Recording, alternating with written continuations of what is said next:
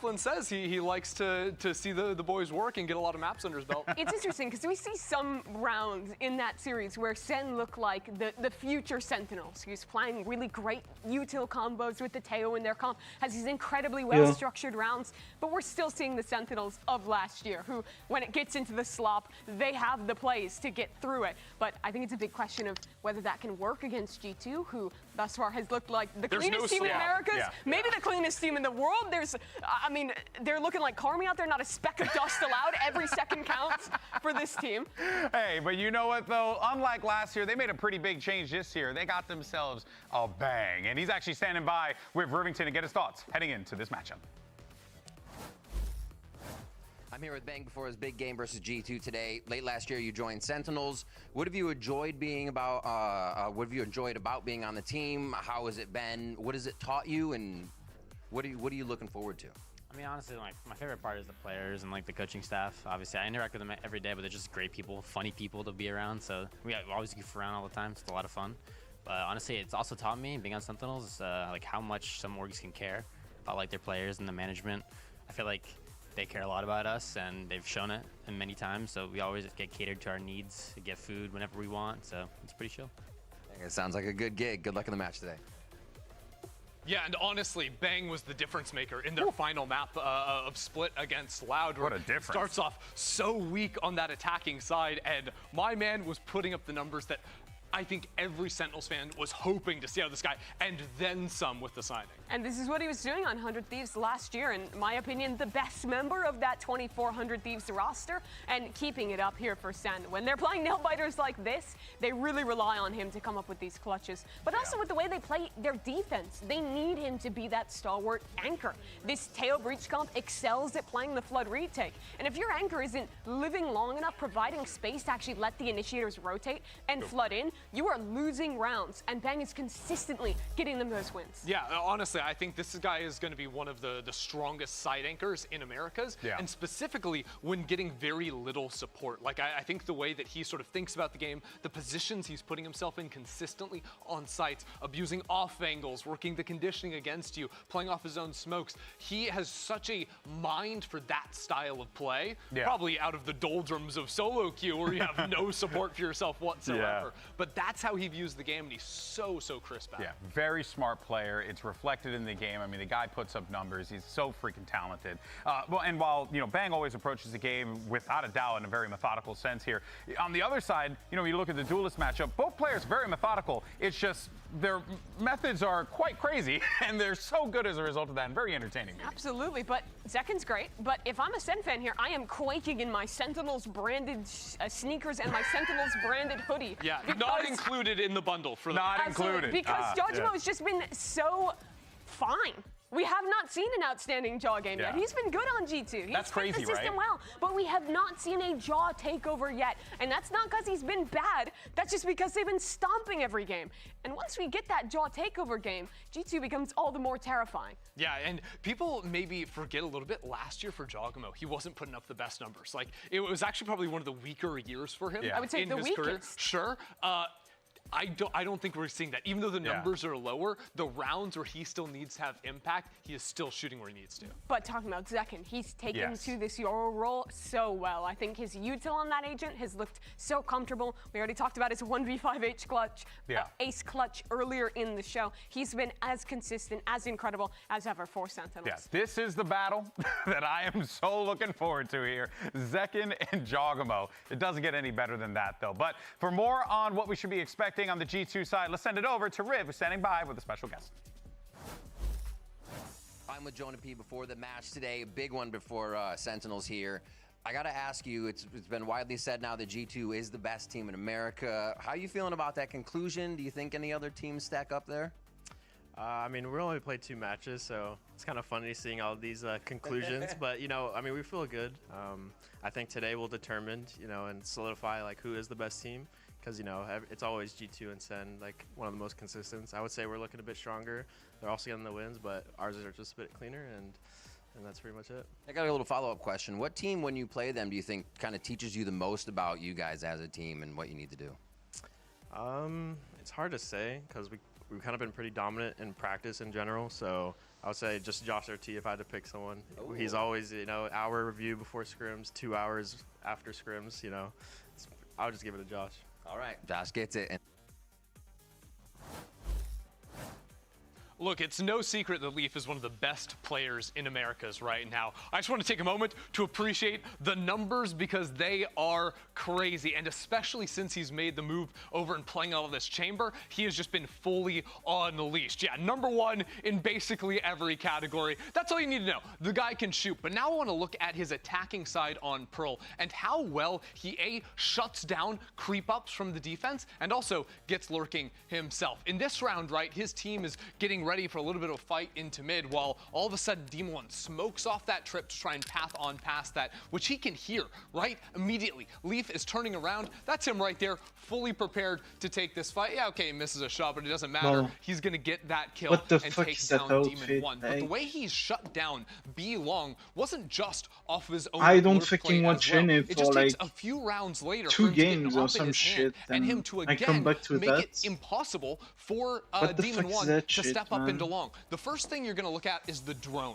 right? So drone comes around the corner, gets broken. Now they know that Demon One, he's sort of in that pocket right there, the little guy. He's standing there with his gun, hiding in the corner. You guys get me. You get me. And Jogamo is going to do a lot of this jump baiting. So basically, he's going to jump peek a couple of times here and hope that Demon One posts up on the line. And as they're resetting, Leaf is going to be able to sneak in there. So again, post up on the line. Here comes another jump peek, I believe. No one's peeking. No one's peeking. Probably because I haven't pressed play. There's the jump. There's the flash. Easy kill. And what that does in the very first 6 rounds of the game is it says, hey, never come be long ever again. And after that, it makes it a lot easier to focus around some mid control for the team.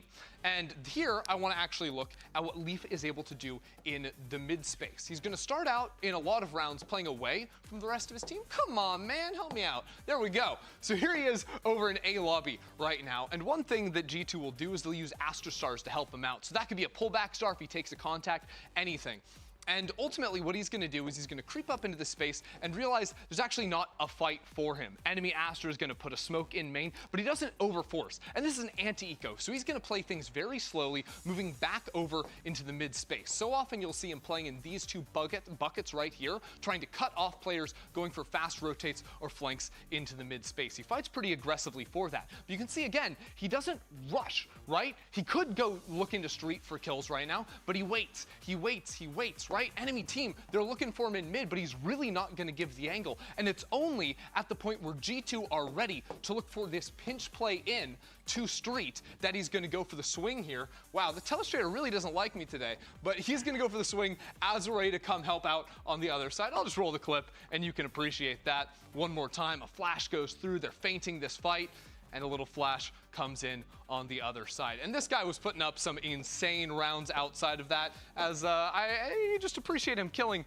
Demon One more time. Easy clap. Easy clap. You'll love to see it, folks. All right, people. Well, this is it. Let's go ahead and start the kickoff's final weekend. It starts right now.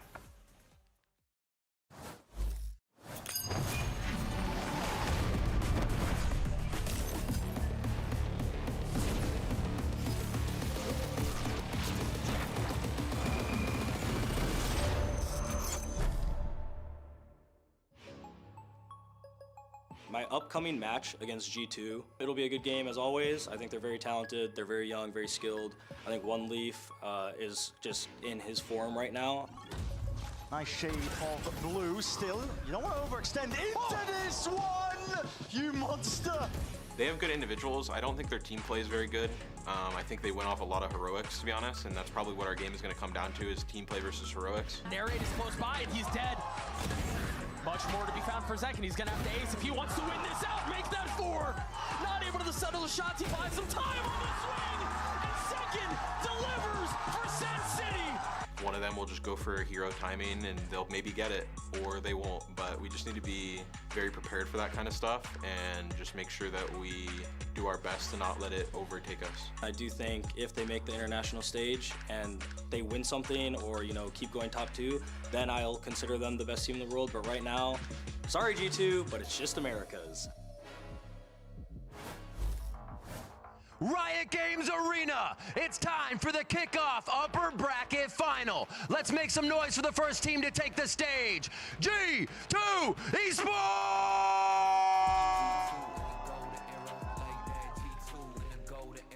And G2 Esports coming into this one with a lot of hype.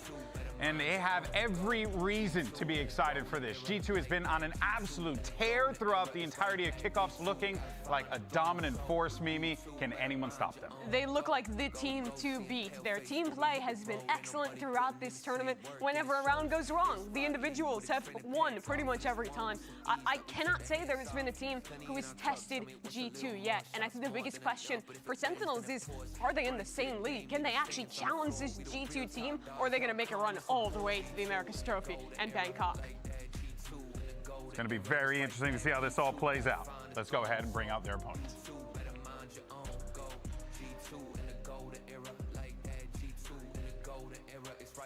Now, let's bring out their opponents. Fighting for a spot at Masters Bangkok, Sentinels!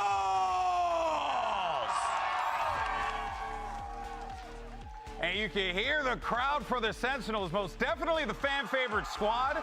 A lot of people love this team, but I mean, there's one team that don't love them on the other side of the stage is G2, and they're looking to shut this one down as soon as they can. You heard Celsius as well saying, I don't think G2 is the best team in the world, and maybe America's, but we'll see. Yeah, I mean, he'll try and prove that he's the best coming up into this game right here. Look, from Sentinels, it's been a little bit more inconsistent compared to G2 on the other side. Sentinels are going to have to come in. They're going to show they put in a lot of work this week and bring their absolute A game if they want to take down the team that's facing them down on the other side. That game against Loud was just so close. It came down to the heroics, the clutches to come out on top. They have a lot of really interesting ideas. They're on the cutting edge of the meta with the Yoru, with the Vise, with the Tejo. But I think the question is always going to go back to implementation and if they are at the same level of G2 in terms of their team play. Yeah, and honestly, we're going to be looking at, you know, we've seen Jogamo and Zekken mirror Jet matchups before. We've seen mirror Raze matchups. Don't think we've ever seen the mirror Yoru matchup. And you know, with a pool like this, we're going to be seeing some Yoru. Very possible. There's your series layout: Abyss, Pearl, and Fracture if necessary. Mimi, what do you make of this? Yeah, I think Abyss is going to be interesting. My biggest question is how Sentinels are going to crack Leaf on the chamber.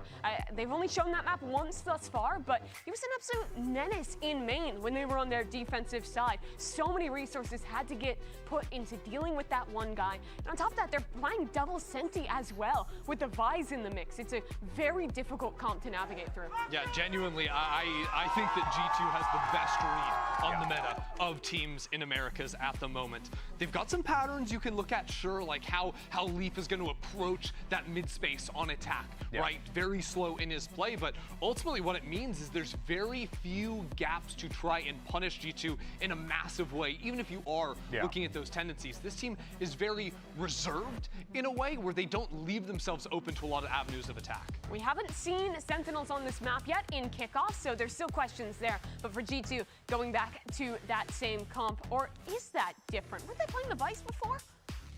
We're starting out on Abyss. Abyss, yes, yeah. I'm almost positive. Excuse me, I was trolling with that one. It is the same exact composition being ran through with that double initiator look, and this is a very classic Abyss comp on the other side for Sentinels. As old as they come right here, honestly. It's hard, right? Because you can absolutely make it work, but I feel like the flexibility that you're sort of provided with the different teleports that G2 have and the sort of opening up for Leaf to take the fights he wants to take on the chamber, it's crazy. Yeah, he's going to be a big problem to have to deal with. First time we're going to get to see Zekken on the Jet this stage. He's been playing so much of the Yoru, of the Raze, but this is back to a classic agent for him. Well, folks, Masters Bangkok is on the line. So let's go ahead and get this banger started. Riot Games Arena, make some noise as we send it over to your casters. It's Uber and Wyatt. It just about doesn't get any better than this, folks. Just like Golden Boy said, the winner of this match will have one of those guaranteed spots at Masters Bangkok. And of course, it's two of our biggest rivals here, not only domestically, but worldwide. If you think back to when G2 was a European org, these guys are going to throw down some strong opinions also expressed about one another's approach to the game, Wyatt. Definitely. It's been 4 years straight of trash talk, banter back and forth from these two organizations, all types of different rosters throughout those periods of time. Bro. Never. But, really, we haven't seen these two cores play against each other all that much. I'm excited to see them go at it. Everything on the line. It's time for Samsung match start, folks. Load up fast with Samsung SSDs into the pistol with G2 starting on this attack side. And Sen Opta. And Circle here through mid. They've already got Bang positioned over towards that door, so keenly aware that G2 might be looking to overload this part of the map. We haven't gotten to see a whole lot of G2's attacks. Oh my god, a shock actually connects with that spam damage as well. First blood from Trent, and Leaf finds the second. The duo that has been just unreal for G2 up until this point. Sen go exploring there in mid after that first kill comes out. And obviously from that upper catwalk, it's an easy pick off for Leaf with the Headhunter. Second has been the hero. We've heard the word heroics thrown around by G2. They're softly referring to this guy on your screen. Zekin has been incredible. Will he have to do that again in a series like this, Jorg? Such him down early, though. No value there off that Sheriff. Settles down to 2, and frankly, White have been picked apart one by one.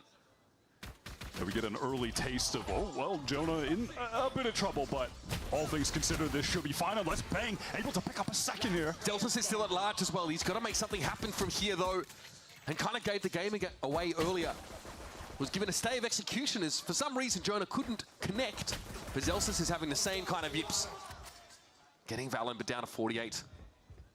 In the post plant, mind you. Means Zelsis here can try and save some face, but that's about all we can expect from a round like this. Flashpoint, Jonah plays off his own flash. And that's a pistol for G2. Really clean fight towards mid, straight off the jump. Sentinels, we haven't seen them on this map yet. I was expecting maybe a Vice coming into this because Zelsis has played so much of it, but they opt for the double controller. Yeah, the double controller, which definitely offers a lot of help for controlling mid. Given the sightlines are so long, it's tough to try and push up either on defense or attack. We'll have to see what they exactly intend on doing with it, though. G2 off to a hot start. At the moment, they've played 4 maps, won all of them really with ease. They're really leading into this idea of John QT as their initiator. He's on the Sova on this map. After playing nothing but Teho all kickoff. And there's a push by Sentinels out of the A site. G2, though, very much elsewhere. Yeah, can't be mad at them going for the gamble. That's where Leaf was last time, so perhaps hoping if he's there again on that solo lurk containing A, they could have caught him by pushing really deep, but not going to be the case. Well, they've made enough sound to wake the dead, but Leaf is going to remediate that. Puts him back to bed. Zek at least is able to get 1. And he will be set up here, of course, over towards that link. Yeah, and pretty standard to have your Sentinel be one of the players that just retains a Ghost, maybe a Sheriff into that second round, be a bit more active with the lurk, trying to find kills. And if there's one thing Leaf's been, it's active in the lurk situations. Trent, beautifully done. The higher ADR, KPR as well than any other state or tournament last year. Trent is really coming alive right now.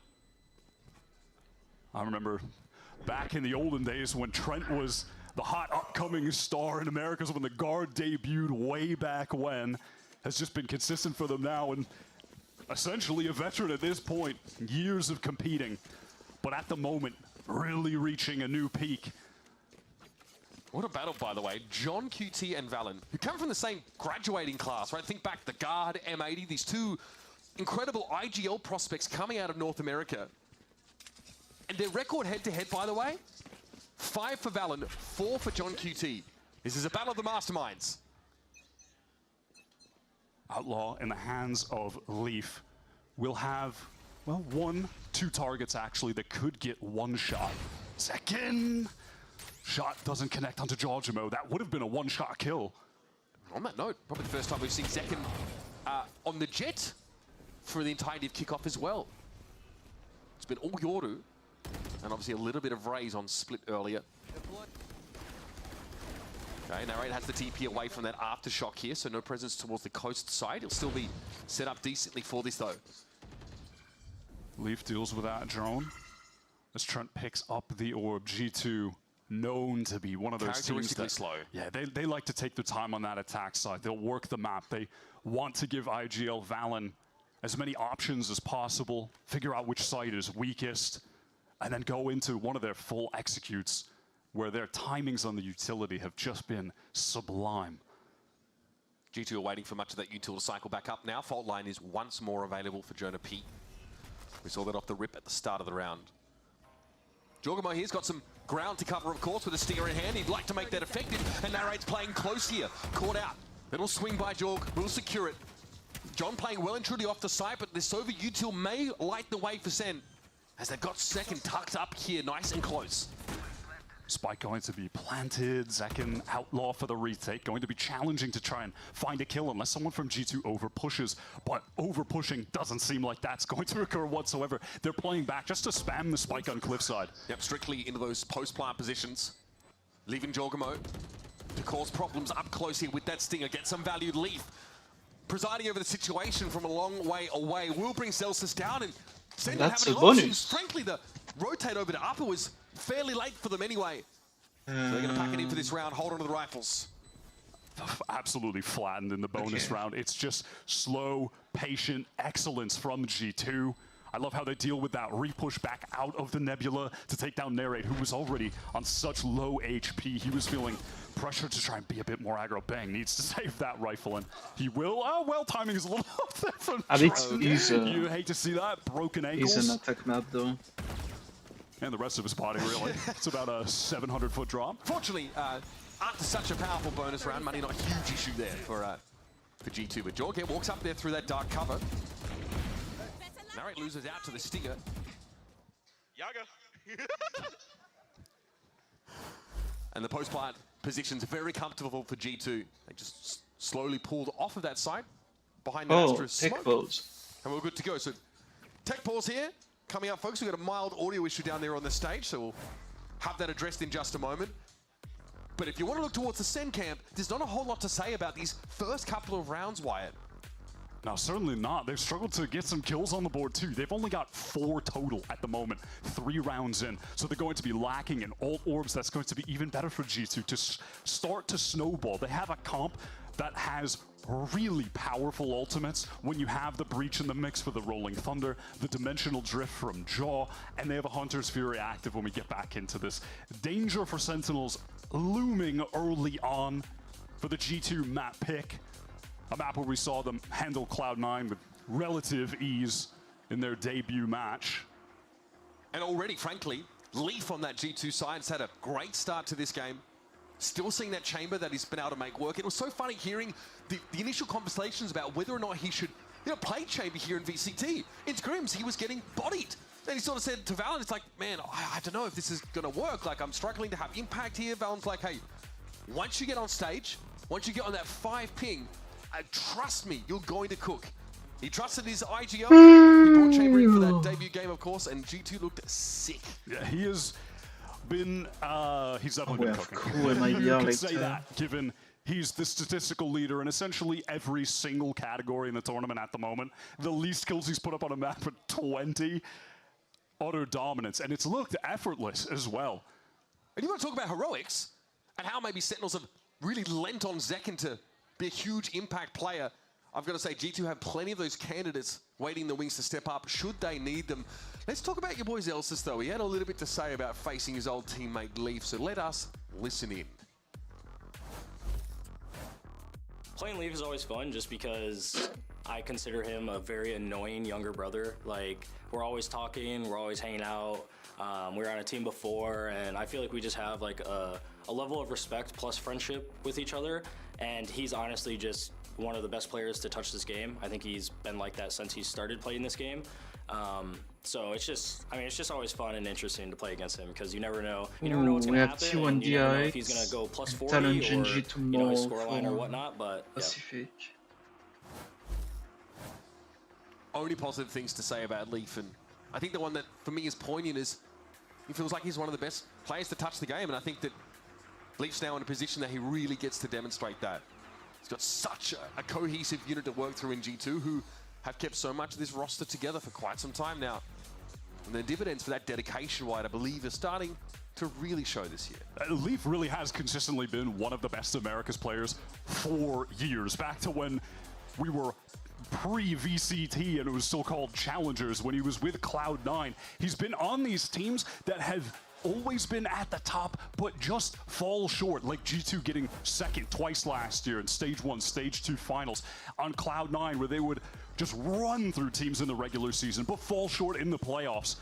If there were ever a time for this G2 team to break through that glass ceiling, get a trophy, it's now. It's with Jaw in the roster, the new X Factor.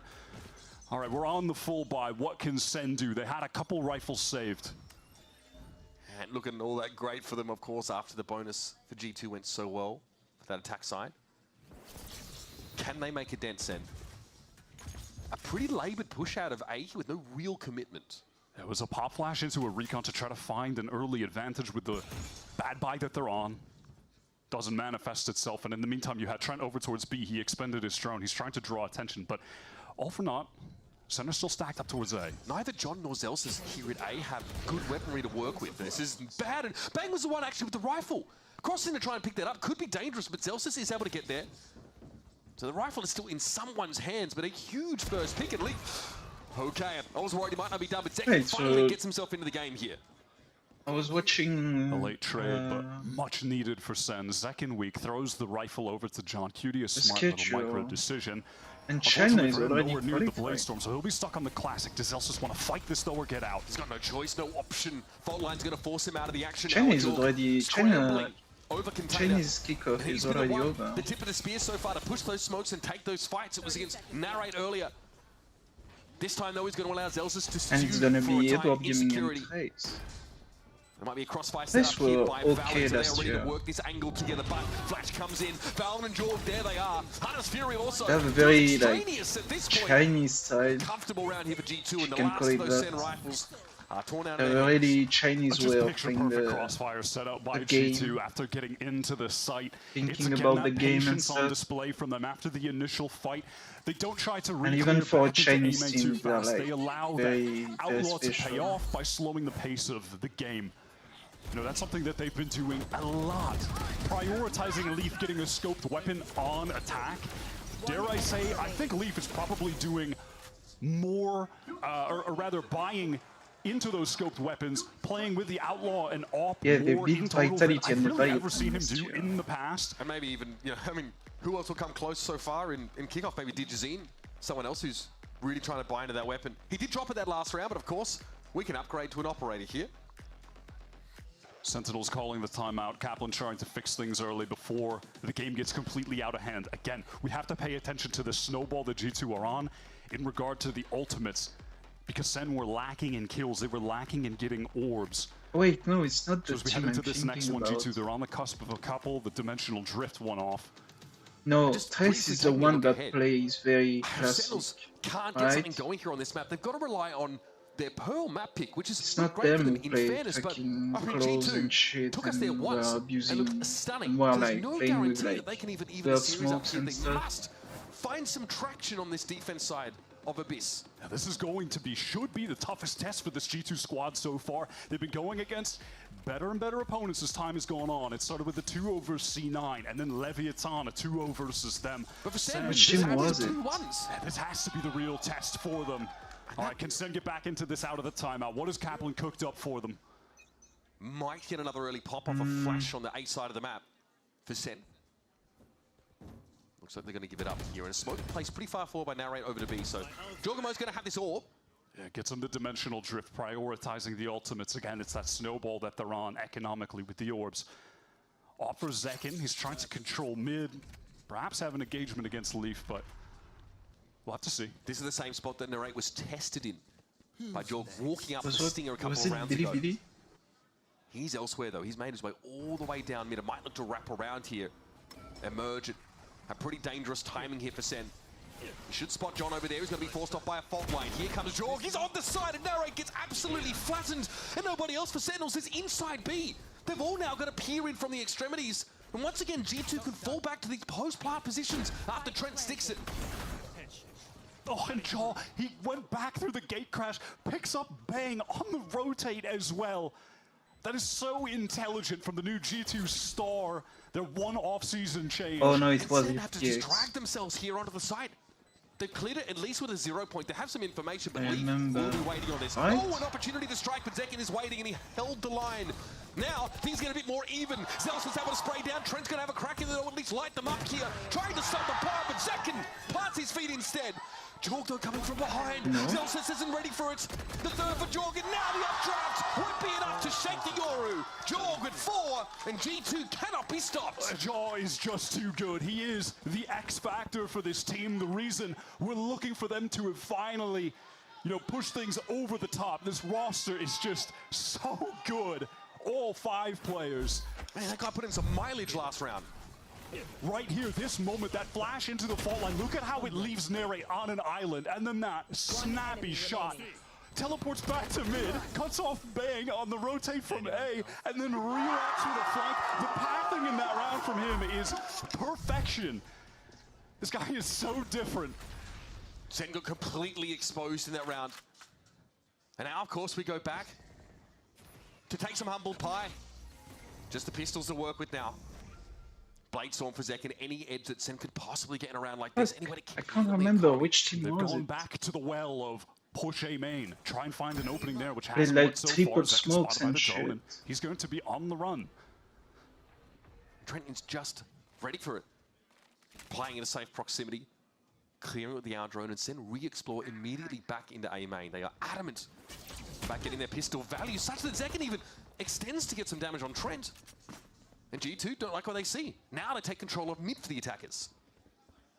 Again, it's slow from G2. They want to get that information around the map. They know that there's got to be, minimum 2, probably 3 players fighting for a main, so they gather up B. But Sentinels kind of beating them to the punch. They've got rotates here. Can they try and get in for Nere? John is playing from upper instead of Link this time. Nare's going to get hit with all of the util here, though. He is stunned for the foreseeable future, and Jorg emerges. Another double. Zekin with the Blade Storm, desperately trying to even the odds.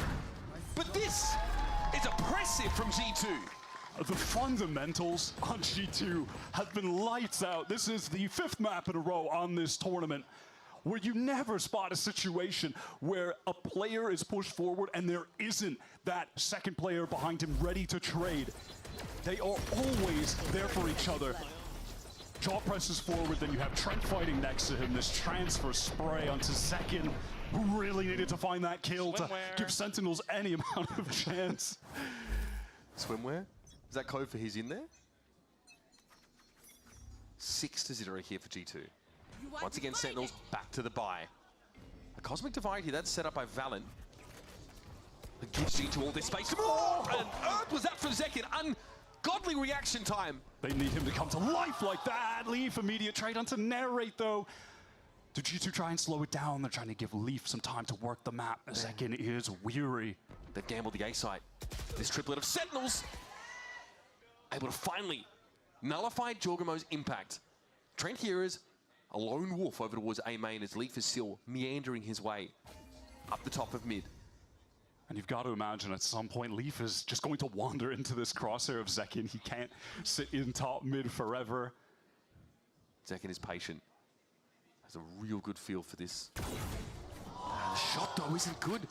So Leaf has another option, another chance perhaps, and Zelsis ends up getting taken down. So Leaf still takes his pound of flesh.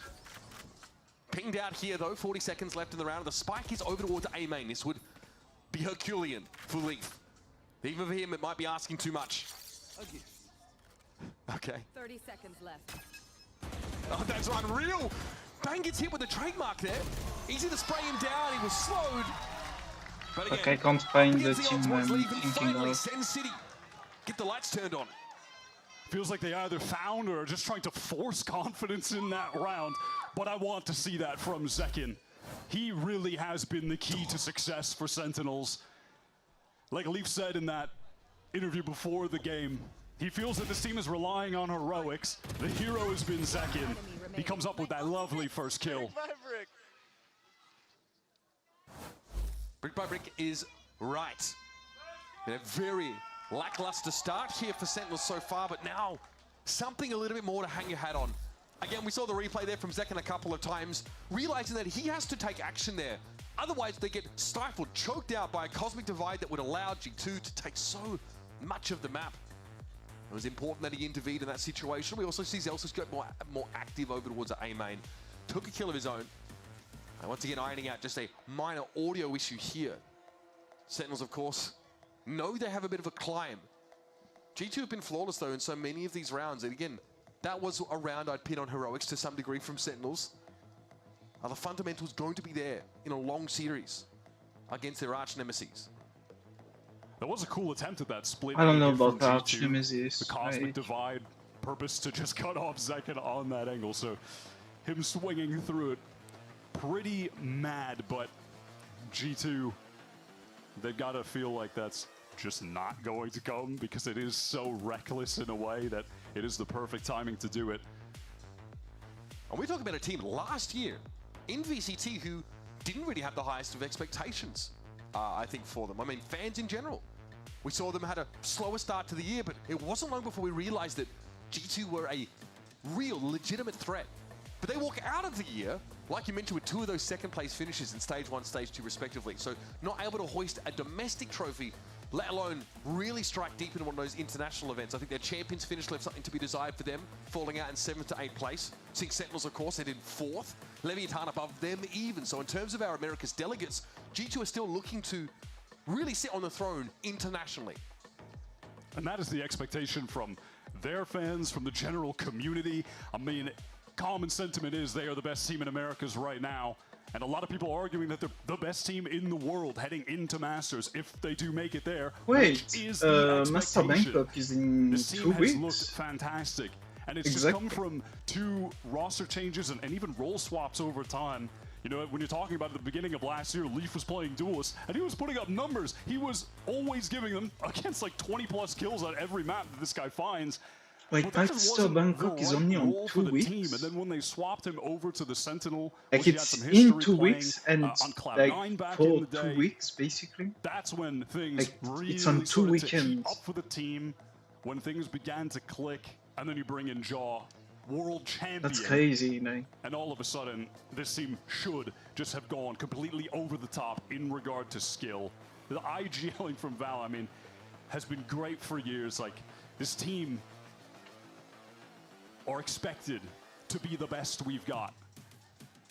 Audio issues are ironed out, folks, so we are moments away from jumping into round number 8 so of this yeah, we have match Trace and of our EDG. finals. Oh, you That's only right, have winner 8 teams, will yeah, go to the that's grand cool. finals. Winner will qualify for Masters Bangkok.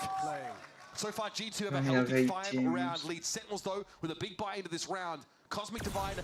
We have a switch stage in the playoff. They know where the second op is at, and there's a tour de force. Might get that operator battle as Jaws up through mid with the dimensional drift. We saw him get so much value with this last time they tried to go for the B execute. He knows Zekken and John have both retreated.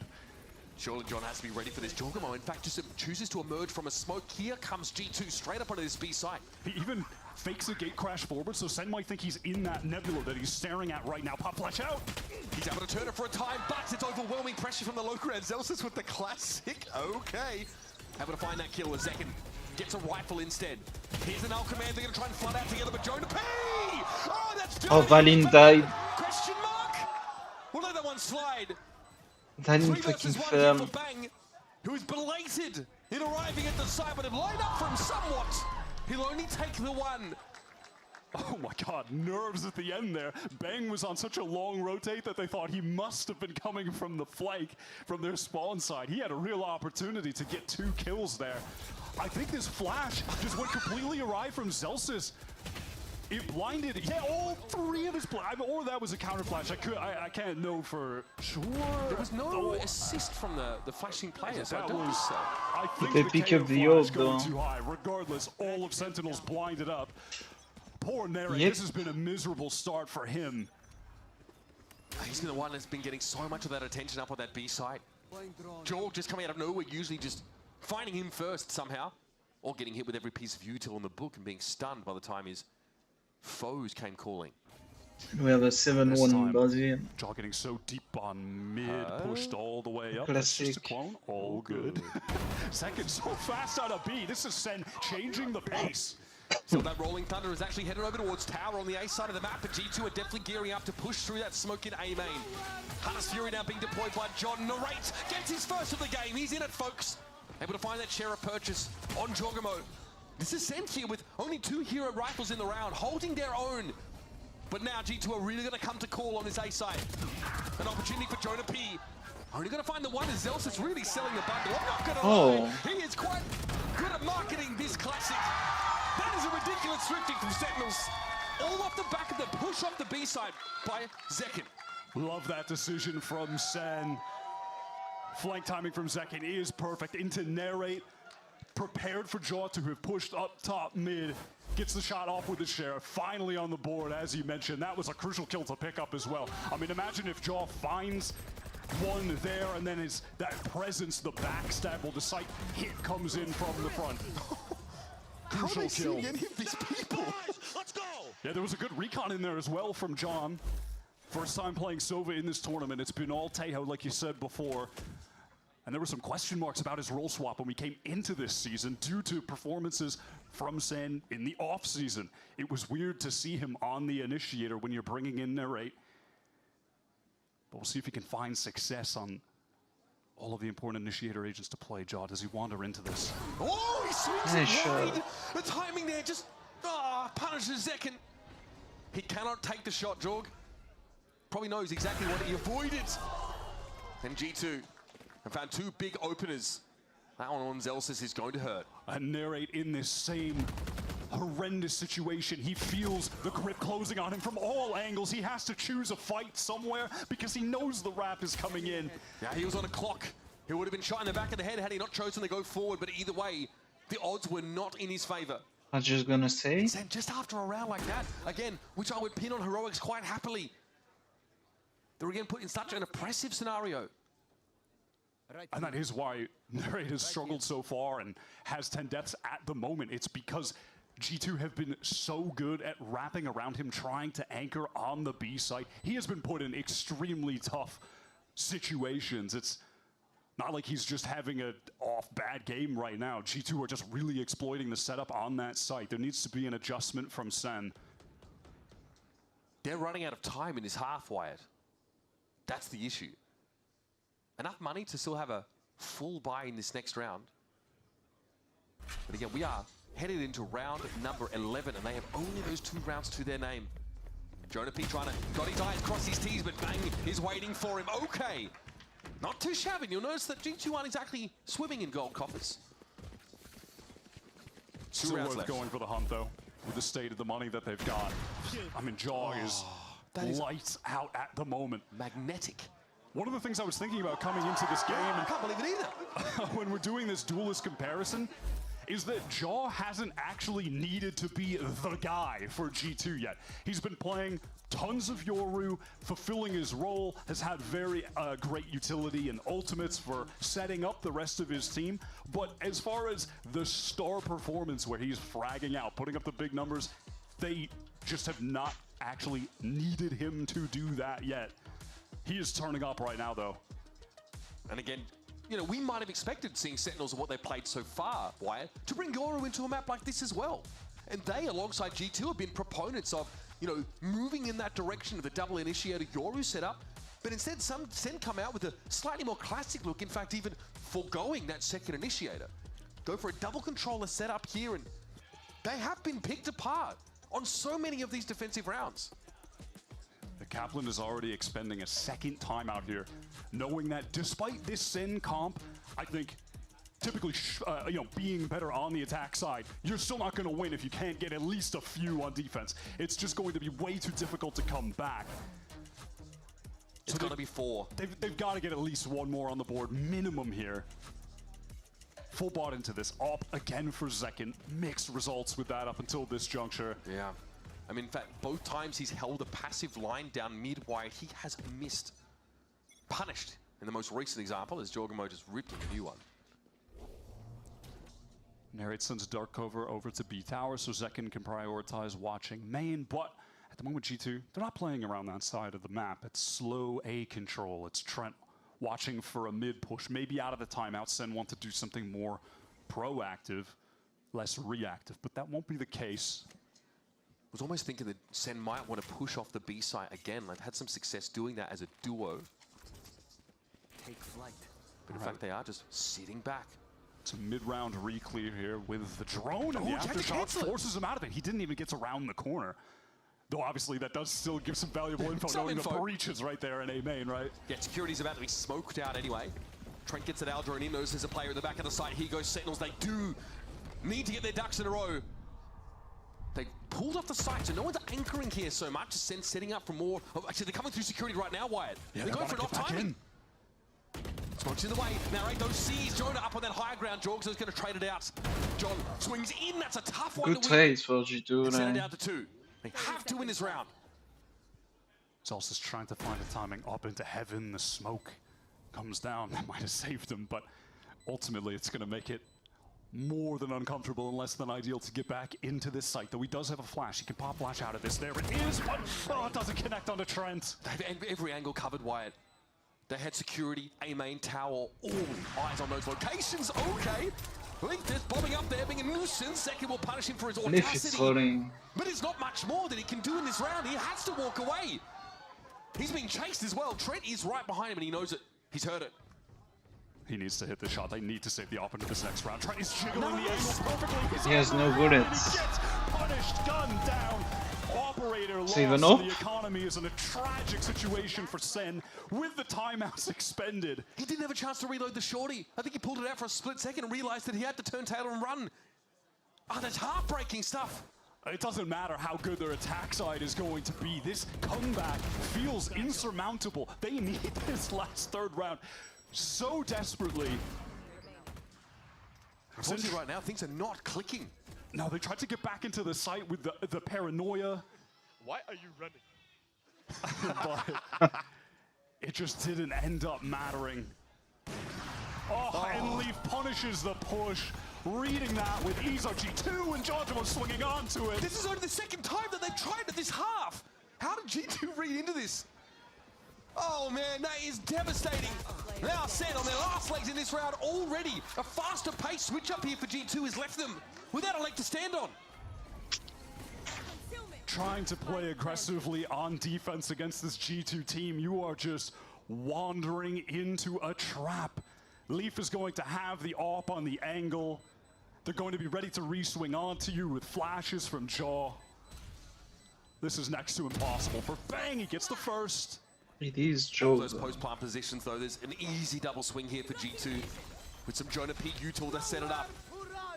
Smoke is well placed. Here's that Hunter's Fury now. Bang just doesn't really have the time to get to the spike where he's needed. He's able to dodge that one. Give it a tickle again. Step forward from the smoke and shut down. 10 rounds. It's an ambitious with peak. G2 clowning on Sen on this map so far. Abyss has looked so clean for them. We didn't know what to expect from Sen, but so far, we're not impressed. Phenomenal play, working the map from G2, how they exploited a mid into the B splits. Dude, I thought me saying pause would get you like 5 kills. Were it only that easy. It's a rough start here, an 8-round deficit for Sen, but Riv is standing by with a couple of retirees enjoying the show here at the Riot Games Arena. Thank you very much, gentlemen. I am over here with Tens and Tarek. We're just hanging out. Don't need the fire extinguisher just yet, right, guys? Things are semi-okay? Yeah, no, they're okay. Everything's going according to plan, of course. Okay, okay, cool. So what was the discussion over here when you guys were thinking what needs to be changed, what needs to be done? 10-2 isn't... It's not great. Yeah. It's not great. Okay, I think I speak for the entire community. I think we've just had enough of Abyss. Let alone the fact that Sentinels is getting smoked on this map. It's time to remove Abyss. One in the chat if you want to remove Abyss from the rotation. Please, guys, we're begging you, man. I agree. You agree? What needs to change? What? Oh, wait. Go ahead. Go ahead. I was gonna say Tyson has said. I think Tyson's had some strong opinions at this map of like. Hey, also I want to say sorry to the designer of the map because there is a person that put this together. So to the team, it's nothing personal, but I think you said that you've had some strong opinions about this map in the past, right? What are you feeling? This is not our map. Needs to go. Oh, that's the feel? Yeah, that's definitely gonna nail a designer's feelings. Okay, so feeling that this isn't going your way, that's not the little bro curse, how are they gonna come back? I think it's a go next map angle for sure. It's a go next map angle? I'm not gonna lie. I mean, look, I would love to see a comeback, but I just don't think Abyss is it for us. I'm just kidding. Go Sentinels. We got Tens, you've been in there. What are they thinking? You know what the comms are flying through that team. I mean, honestly, We sell more bundles, so I think we win. It's going to be about the bundles, the vibes, the merchants. You just got to keep it up. Everybody in chat, keep the ones coming. We're going to see if Sen can keep the win coming right now as we get back into the match. Yeah. I do want to suggest I don't know. that about 40% of Zels's kills have been with the Sen Classic. So that is definitely something worth mentioning. However, do they make up such a big deficit? I mean, when Tarek's calling it to go next map, that's worrying, but Sen City have turned up in force today to try and bolster their roster. Let's see what they've got for us here on his attack side. Zels is hoping after this round, maybe a full third of his kills on the board could come from the Classic. They desperately need this pistol. It feels hilarious to say that in a situation like this, but obviously must win. Well, good luck. It's the same. Just reversed. Leaf able to find a first kill with a headhunter from Catwalk in the first round of the game. Groundhog Day out here. Trent feels the pressure from the 0 point, so he just gets out. Time to play for a nice little retake. We've got the breach. We're going to excel in a situation like this. Sen really want to try and overload in the security direction, but G2 are more than happy to contain them until they're ready to try and retake this. Slowly, Leaf is making his way on the flank, and Zekin takes a bunch of spray through. Valen there gets the drop on him with some free damage. And it's such a nuisance around that corner. Trent's there, eventually Valen falls off that cliff. But what about the defuse? What about the objective? The game plan here for Sentinels. Jorg might be here to disrupt it once more, but John from below. Zelsis with that off angle. They are making it hard for G2 to get back in here. Sentinels have really taken control of this site. Trent for one. He's had 3 in the round, but there's just no time to go for a defuse at this rate. And Zekin, you better believe, will keep himself scarce until it's time to strike. And away he goes. Sentinels get a crucial third on the board. That's how they had to start this half. Yeah, and I'm starting to feel like Tarek. This might just be a go next type play for... Oh, wait, I mean, well, we'll see. What? They've got, I mean, it's a decent enough start. I'm a little worried still. Leaf's positioning in mid is going to be quite troublesome. Takes a lot to convince you, Dr. River. I'm still worried, man. I'm still worried. Boys, let's go. That push into spawn was pretty good, but it required some pretty miraculous timings and some great shots from Zelsis. Bulldogs and Guardian here for Zekin. Sentinels now have an opportunity to try and make hay while the sun shines. Another round here would be a huge step forward. They need a clean conversion here, Sentinels. They're working into a main. They're going to have to deal with Trent. That's the lone player, and he's just got a classic. This should be an easy cleanup. Made the right call, Sentinels. It's like a very elaborate 3-stack flash setup over a B that now must be dismantled and moved. Like a... Okay. Bang able to win that out. That was Jorg pushing up on that B side still. There's going to be more push from Valen there, but elsewhere. G2 need to get in position. Drop down from security. Johnny's there. And the jaws of the Bulldog will have their fill. Yeah, that is Trent just trying to find the timing. Gets punished. Bang on the long rotate back. Should be easy cleanup unless Leaf can maybe find a kill with that headhunter. Still has 4 bullets in the chamber. Not too shabby here from Sen. Slow the pace down, of course. Yet to even plant until about 40 seconds into that round. Fast hit over to the A side. Leaf again strikes with that headhunter like you alluded to, but I think for the rest of G2, they take the honorable way out. Yeah, and in that situation, Leaf getting 1 is ultimately pretty irrelevant since one of the players, that was Bang, just had the ghost, so he's able to retrieve the Bulldog. If Sen can win this bonus, I'm going to start to believe. This comp should be better on the attack side. This is a crucial round, though. This is the push-up here by Jorgamo. But obviously the action here was over towards this A site. Couple of moments there from G2, but Sentinels here, like they said in that first round win, brick by brick, have themselves the bonus now. Zels is having quite the map, all things considered. Here's Bang, the one of the fault line. Pressure, and Jorg gets him. I don't know if they realized Zekin was back there behind that cloud burst, but he takes a big hit as well. That was a great aggressive play to throw in the mix from G2. Fault line into the flash. That's that first kill, and now Zekin wants to get back on that line. Low HP with the Guardian in hands. I'm definitely going to be paying attention to how Sen are using these smokes to try and exploit mid, push up. It's tough to play that part of the map typically, but when you have the smokes covering up those multiple angles, you can get those nice contact walks, get up close. Kind of the incentive for playing this double controller style. Okay, slow around here for Sentinels, much more of a G2-esque pace. Starting now to inch their way up towards that B site. Jorg's having to take the shot. He gets a lot of information there. Zekin's still quite low, and John ends up falling. That's just sprayed through the wall by the looks of things. Flash to play off of Leaf capitalizes, and Zekin is down, and Sen starting to fall apart. Zelsis is not in a position to have a real impact in terms of advancing their win condition. And it's up to Narrate, who always seems to be alone against a horde.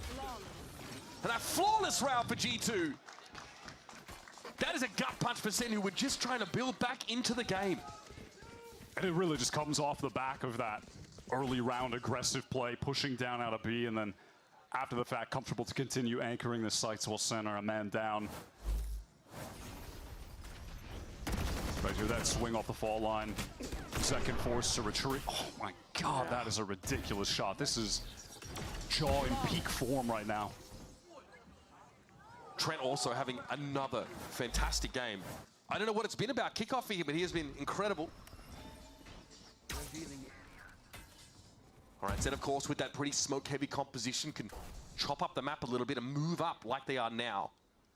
Yeah, they've got that Nebula and the dark cover, right? So here it is, the contact walk up after the recon. More smokes. Playing towards that vent door, just wants to keep an eye on it. And look at the rotation. This is forcing from G2. They have to pick up far more passive angles at this point. Yep.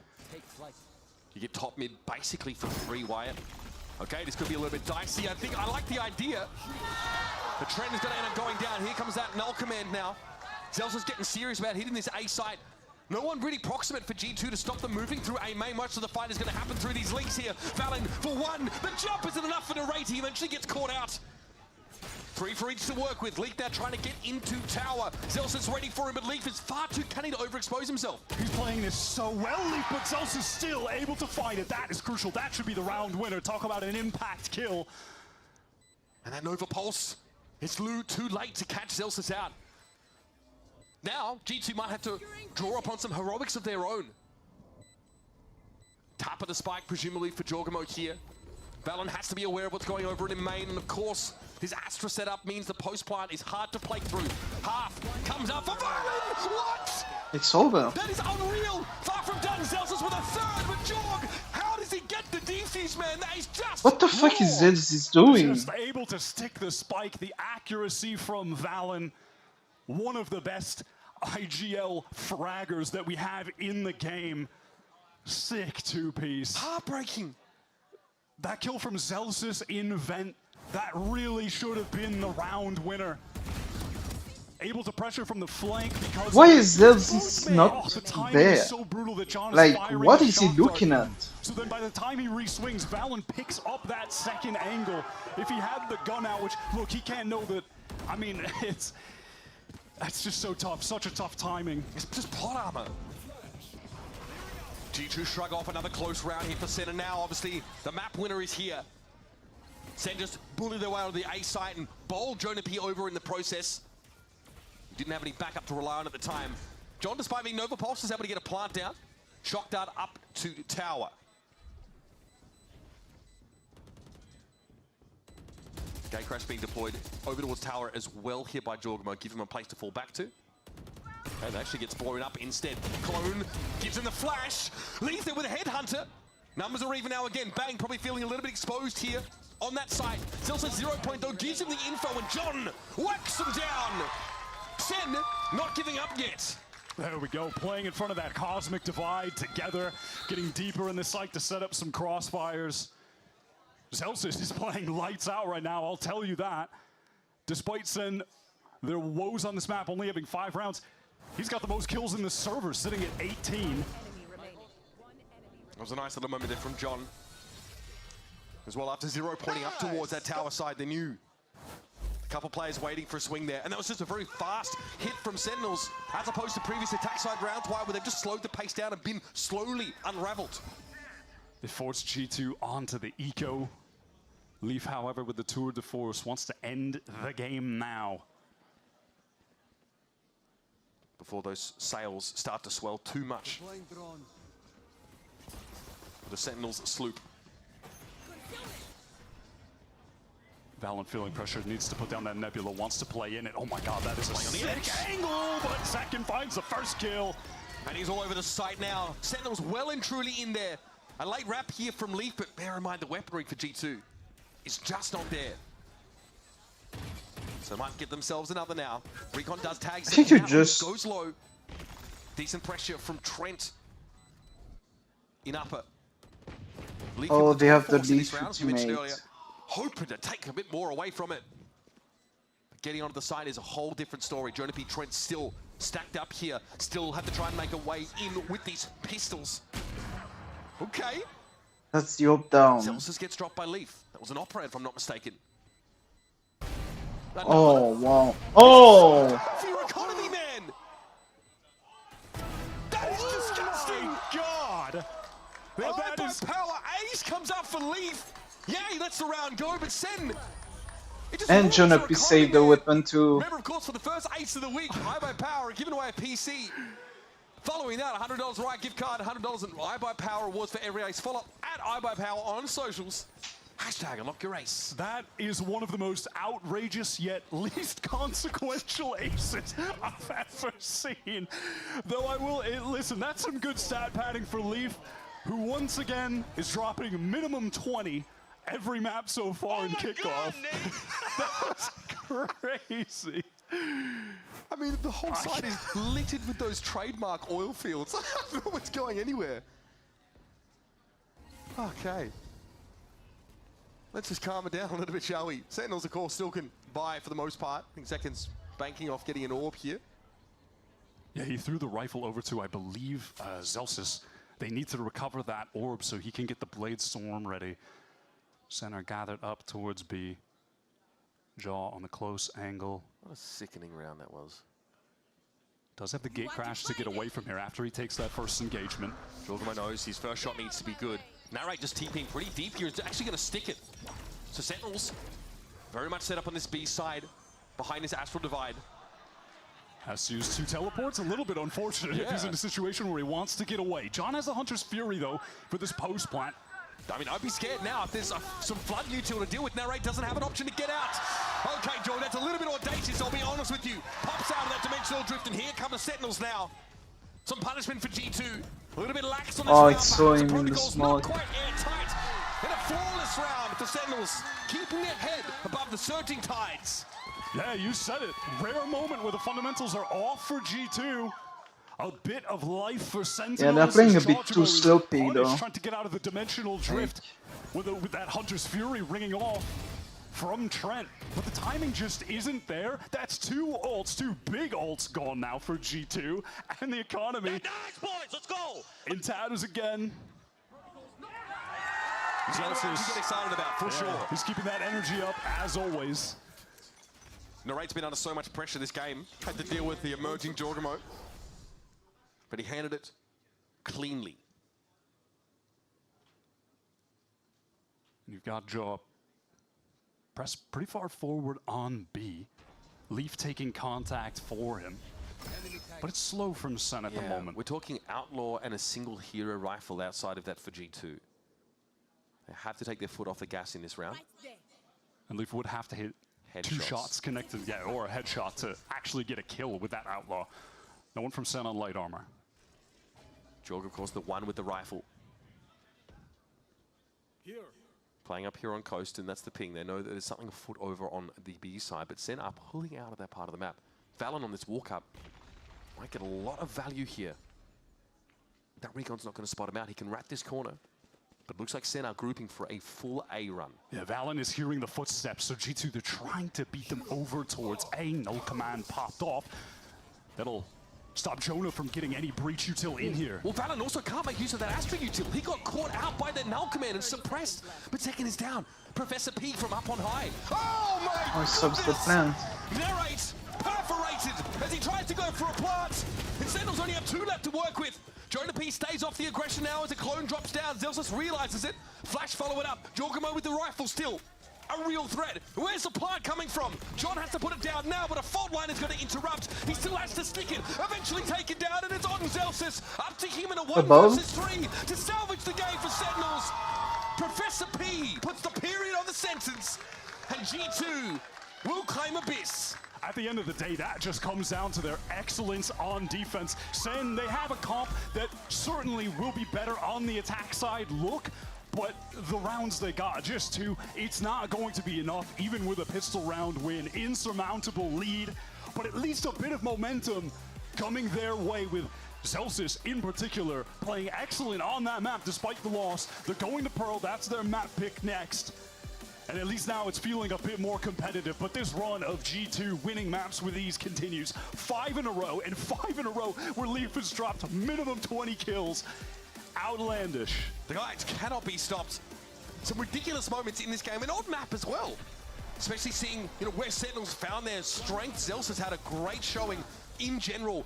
We saw the ceiling of Sentinels at times, but I've got to say the floor of G2 felt like it was much, much higher consistently over the course of this map. They showed their dominance, and moments like this, flashes of brilliance, heroics as they've been dubbed. Yes, they've given Sentinels a little bit to work with, but that's just not enough against a team like this. G2 aren't rattled so easily. Yeah, that G2, they were so good at exploiting mid on that attack side. Wrapping all the way around to hit the beast, like the anchors over there were struggling so hard. It was just a fantastic game plan, but then they need to rally back on their pick. We're gonna step away, and up next, Golden Boy in the analyst desk will break down a ridiculous map number 1 in this best of 3. Winner, of course, goes to Bangkok.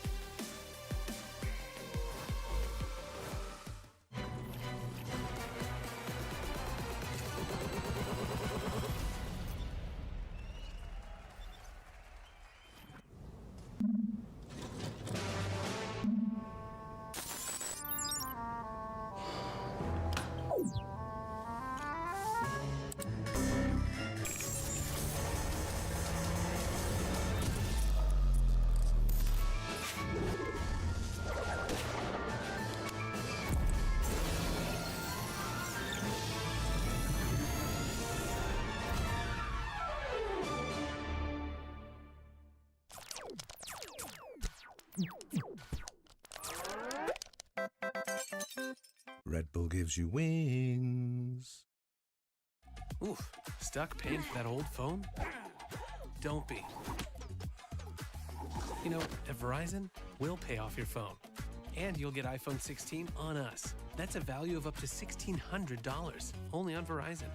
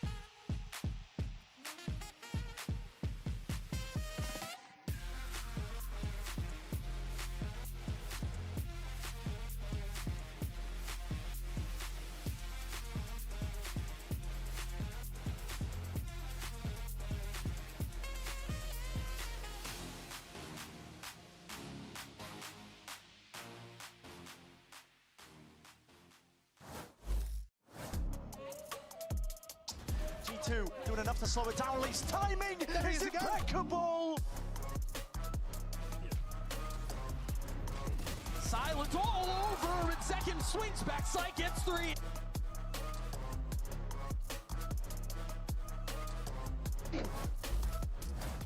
I am here with Josh RT before the next map. I got to ask you, the consistency, even though just a few games we've seen from the team so far, it's been so good. How is the team taking control of games so fast? What's the focus, and what are you able to pinpoint in your opponents? I think it's all about being confident in like what we're want to do in each round, identify like what the enemy is trying to do, and just figure out a solution for it. Yeah, we just try to keep a humble approach, because we know like things can get out of hand really quickly in this game. So it's just staying on our toes and just like always play the game that's in front of us, really. Confidence, calm, cool, collected. It's bringing in the wins. Best of luck in the next games. Well, it's clear G2 figured it out in most of those rounds. A dominant start to their series here, and now just one map away from Masters Bangkok. I'm Mimi, and I'm joined by a very special guest now, MCE, former coach of Cloud9, now coach of Maryville Esports. Welcome. Thanks so much for joining me. Thanks for having me. Yeah, well, an incredible first match from G2 there.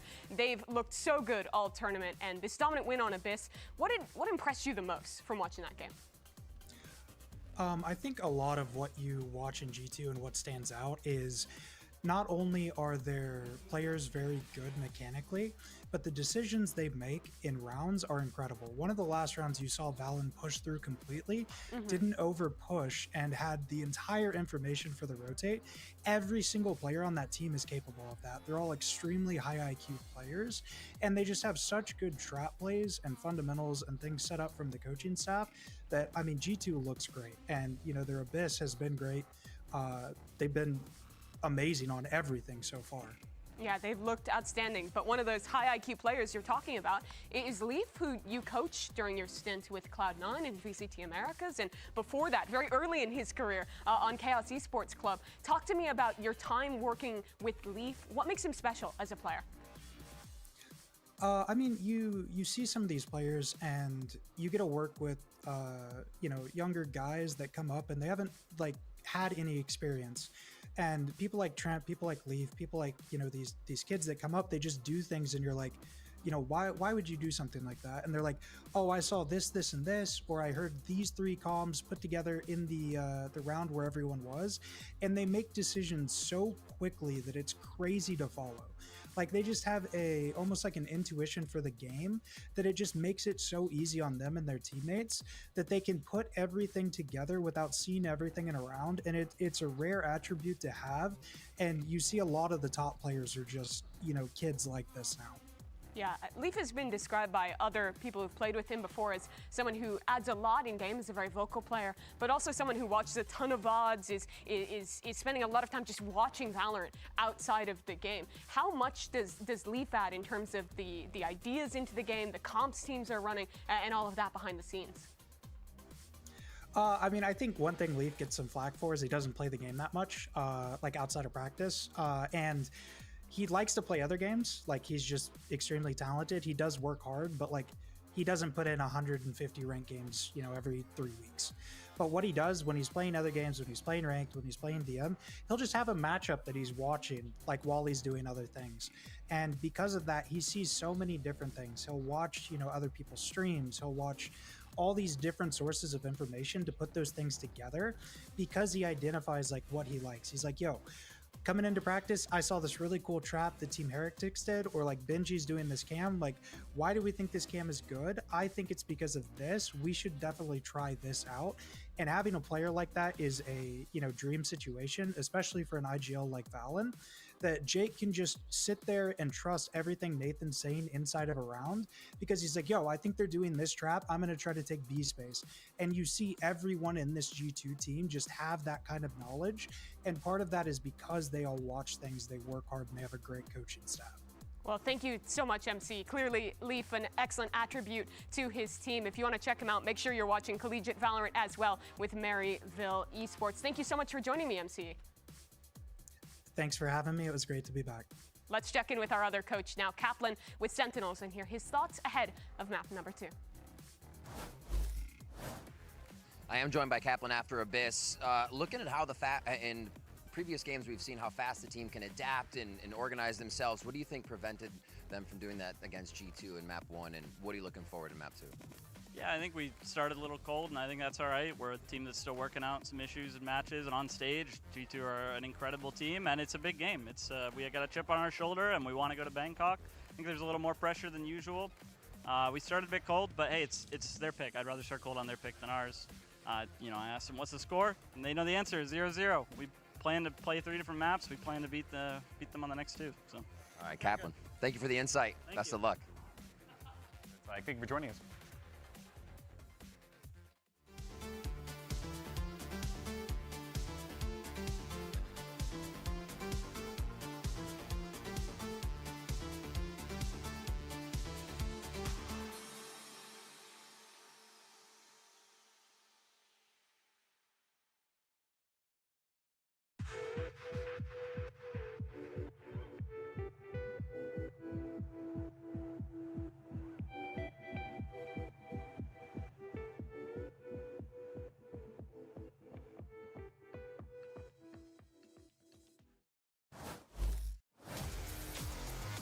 Every single series for Sentinels here in our 2025 kickoff has gone to 3 maps.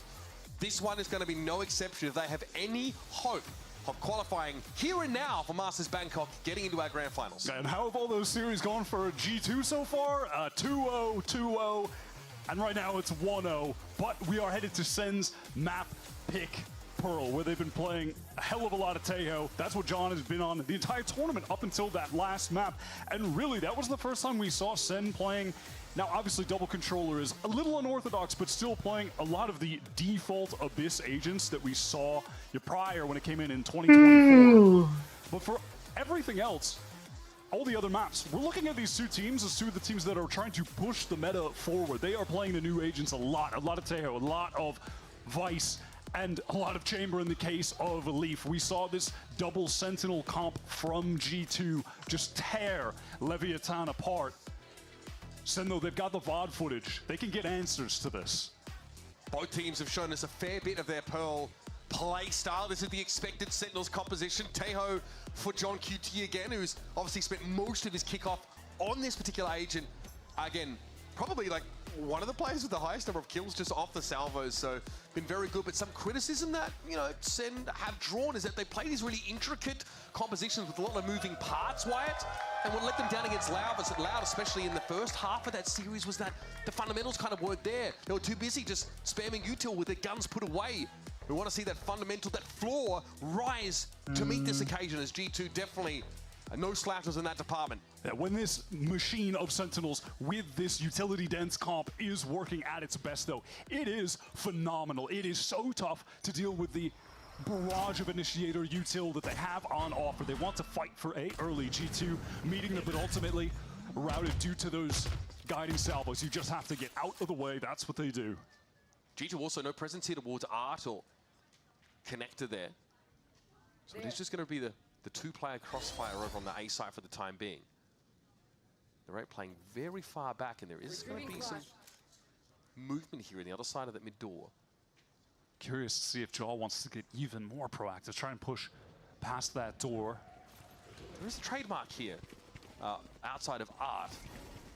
It's going to be smoked out though. Here comes Sentinels working on this A side. Now they're going to get activated in A main as well.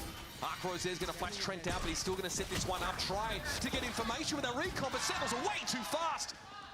They break upon them like waves on rock. And now they're sat in this side proper. Leaf gets picked off there as the smoke clears. Jorg is good for only the one. And Jonah P, a spectator in this round so far. Spike planted. Will have a chance to get involved with Sentinels with a late re-clear through Art and then a very quick A-side take. It's a pace that G2 were not ready for. Absolutely not. It was that smoking of the trademark and then walking up to the site, hitting the gas. Trent, you know, wanted to make a play off of this recon, but they just swing right into him. The flash as well disrupts Valen's ability to get the kill on second, trade that out. One of my big takeaways from this round too, good to see Narrate start with a 3-piece. He was in so many tough situations, map 1. We did it! The vibes are back. I think Narrate really needed that. Yeah. He's an ultra-talented player, was a prospect in Tier 2, played in VCT over in Europe last year, now back on NA soil. He's got to get into the mix. He does on round 1. Dink onto Leaf, and he's forced to retreat. Yeah, Leaf was hoping to intervene there as the orb was once again secured. And John might just be left here towards the A side. There's no attempt for G2 to push up, or they can't really push up on A because of that early Teo util that gets thrown at them. It forces them right into the back of the map and more of a big biased setup. And with that gate crash heading over towards A, you can fully expect Zekin to make some noise over towards B, and then just teleport away back to the rest of the squad, who are going to have to deal with Leaf, but a very, very low HP Leaf. Zekin is 1 orb away from Dimensional already. There's the drone. Zekin here, gate crash over towards this A side. They're going to hit it hard, and instantly Leaf already plucked out of the mix. So once again, an open side here for Sentinels. G2's gamble doesn't stand up under scrutiny. I think that stealth drone even actually got the suppress on Leaf, so he couldn't teleport away. Just caught trying to retreat into Flowers. It's all classics for G2. Sen would love to have a clean bonus round, bring 4 Bulldogs into it. Well, that second go roaming here. A little bit of extra cash. And live or die, he's going to get the dimensional drift for the bonus round. There it is. And why not stat pad as well? Time to jump. Every orb has been funneled to Zekin. Gate crashing across the map to secure them both. And look at this, they're just trying to optimize these alt orbs. Now Narrate is on the hunt, trying to find the G2 players over in spawn. I love that. Get him an early nightfall here if possible. Well, won't spot anything. Out of order it goes. His alt orbs just vaporize right before him. All good. I like that Sen are locked in on that level, though. Yeah. That shows you that their heads are in the game, despite map 1 being an I mean, it's their map pick. I don't know why G2 leave them attack sign. Was Leaf? We are proper orb maxing here, Wyatt. Pearl is like 55% attack. It's a T-sided map. Start as well. 2 of the teams that have In really NA. loved running this Yoru, positioning it as the best duelist in the meta in their opinions, respectively. So giving Here's Leaf, though. Early the outlaw. T-sign Pressed up into of A. Burn Hey, Leaf is here. I imagine to Sen when it's their map pick, meaning that G2 has the side selection. Okay, gets it in with the Bucky. Leaf is down. Seems a bit weird. Forced back now by those salvos that come a little bit later from John. And the man himself is going to creep up on this site. And that haunt not being broken allows Sen to just walk in. They know they can scale into the site for free. Spike planted in the open. How do they position here? They want to go towards Art together. It's going to be the counter flood. And now they're just waiting as well. John doesn't have his utility yet, but they want those guided salvos to cycle to deny a plant after the grab wheel goes off. G2 have to tap this. They have to get the util out. Here's the horn coming down that was destroyed straight away. Rays of Iron also could not be deployed. Sentinels peer in here. They're just going to contact check this. Narain's able to get 1 though. He's had a decent game to start with. The defuse, of course, the Teo util is going to be there. Valor's still standing. It's up to John. All up to John. Trent drops. John here with the ghost. Spray on Valen, it's got to half, and Valen's able to win it out. It's about as close as it gets. And G2 get on the board. It's costly, but Valen, 34 HP remaining. You need to win Significant those damage on. dealt by Sentinels, who worked into that side beautifully off the dimensional drift, that early ultimate that Zekin acquired, getting all the kills on the prior 2 rounds. Seat of your pants type stuff there. And Sentinels end up kind of, seeding that site to G2, allow them to come in and hope to flood with some form of util, but it also to get shut down, and they've got to just contact swing into the site. Bear in mind, obviously, that was just the bonus for Sen. This is their full buy. They want to fight towards A main again. Haunt going up top. Leaf on the angle flashed up, and that's going to force him to use that teleport, get out to safety. A main is now controlled by Sen. They might just leave the loose end of Bang here for the time being. Yeah, just insert him, control that space. All the while, try and get a bit deeper into mid. Zelsa's pressed up towards the doors, the spike working towards Art. Trent sees Sentinels just ambling back into Plaza only now, so can obviously surmise that they previously were thick over towards the A side and pulled out. Now G2 could definitely feel that there may be an A split looming with that Prowler going through Art and getting control of A main early where Sen, right? But now pressuring towards Link. I like how they're working the map here. They're keeping G2 guessing. Yeah, Jorg is containing them though. He's actually going to go back into the corner that previously was targeted by the salvo. This is a beautiful pivot from John QD. Great calling off that B Link pressure.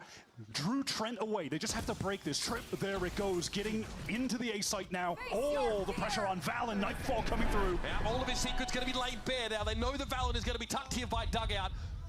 That's just a clone, he knows it. Flash here, Zek trying to work his way around the corner. Lead gets his first of the game though. Forced to play from behind the grab wheel for now. Celsius aware there could be a wrap and it's a pretty quick one for Jorgamo. Not the range you want to be at with that Stinger, but still good damage done onto Celsius now as Leaf is snarled up amongst that Razorvine. The Professor though deals with the Mastermind. And it's all on Celsius here to hold the fort of this post plant. The Razorvine again giving him a little bit of breathing room, but G2 swing him. And Lee finds his first 3 of the game in stunning style. That was such a great mid-round pivot from Sentinels as well. The way they worked the map there was really fantastic. Drawing Trent back over towards B. The site mostly vacant aside from Valen, who was really entrenched over towards Dugout. It's the shots from Leaf that end up making the difference. And just spray through from Jonah. Oh my God, it just feels effortless when you're watching him. He's never trying too hard to get kills. He really is just letting the game come to him, and he's not missing shots. Genuinely cool-headed couple of rounds there for G2. Sentinel still on some vestigial currency. Yeah, just by virtue of getting the spike down again, right? Early A main control. Same as round 4.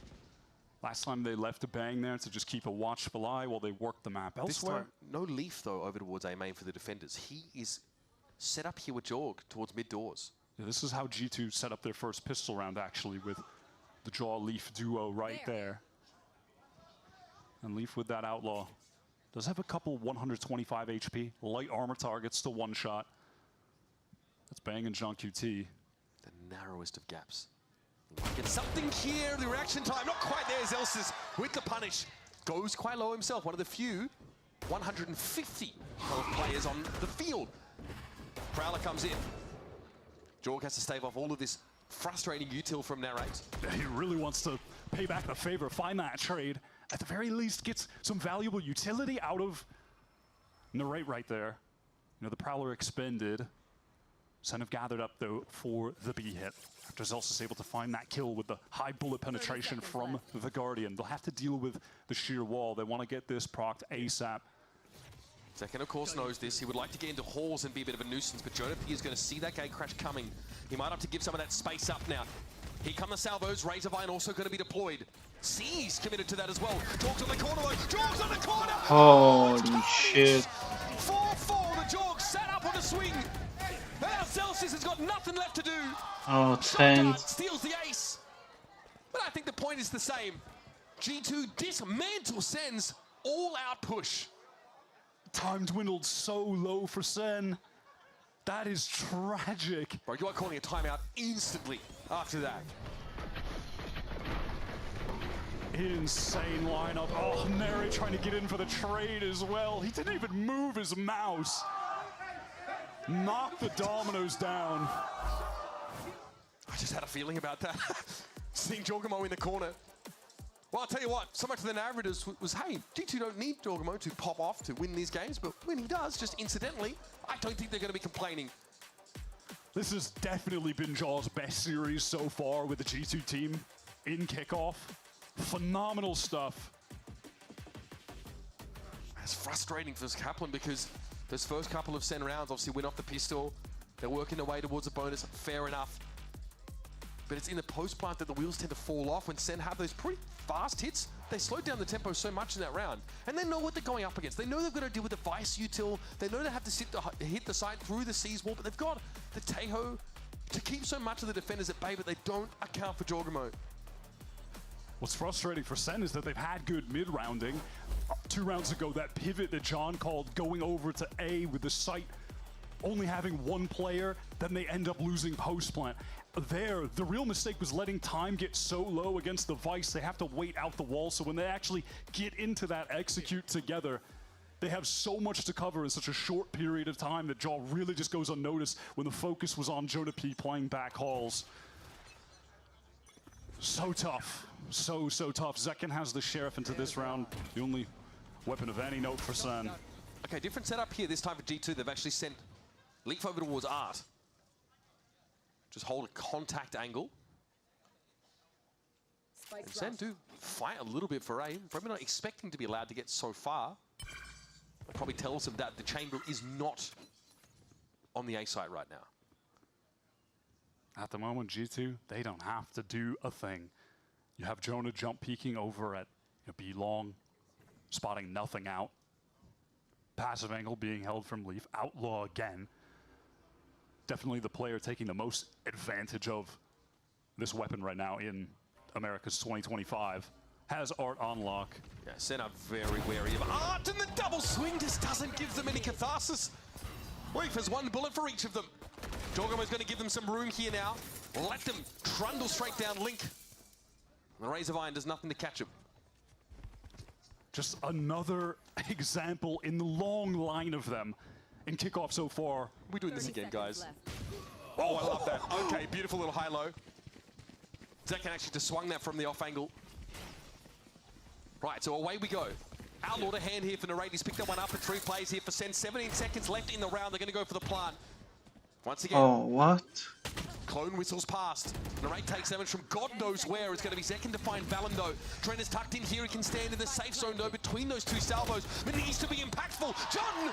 Beautifully done. Sen bundle once more, striking. And Steltron is going to check water. Won't have enough time to wrap, though, towards Flowers. Oh, that timing. Oh, Judgeable with the first and up too fast, second too low on HP. Still, the matter of the defuse is at hand. Narrate is going to have to do it again. Feels like him against the world. Straight through the corner of the masonry. Jorgamo goes down. Jonah is healthy, though. Looking to get this to half. Narrate sees him. And it's a shot through the jugular to claim the round. Another hard-fought one for Sentinels. But they breathe still. Zekin out of thin air manifests a round win from nothing, less than nothing, 3 versus 5. I was ready to go on a little diatribe about how Leaf is letting the game come to him yet again and just getting these free kills, holding angles. Well, he got his 2, but oh my god, man, how does Zekin bring that back? Outrageous.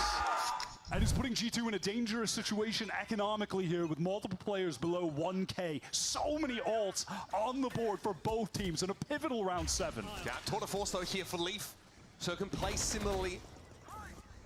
Jorgamo pushed up here in A main yet again. Hunter's Fury comes out. So much of this early util. Oh, Zekin! I thought he might have had that one, but Valen was ready and Trent finds one with the Hunter's Fury.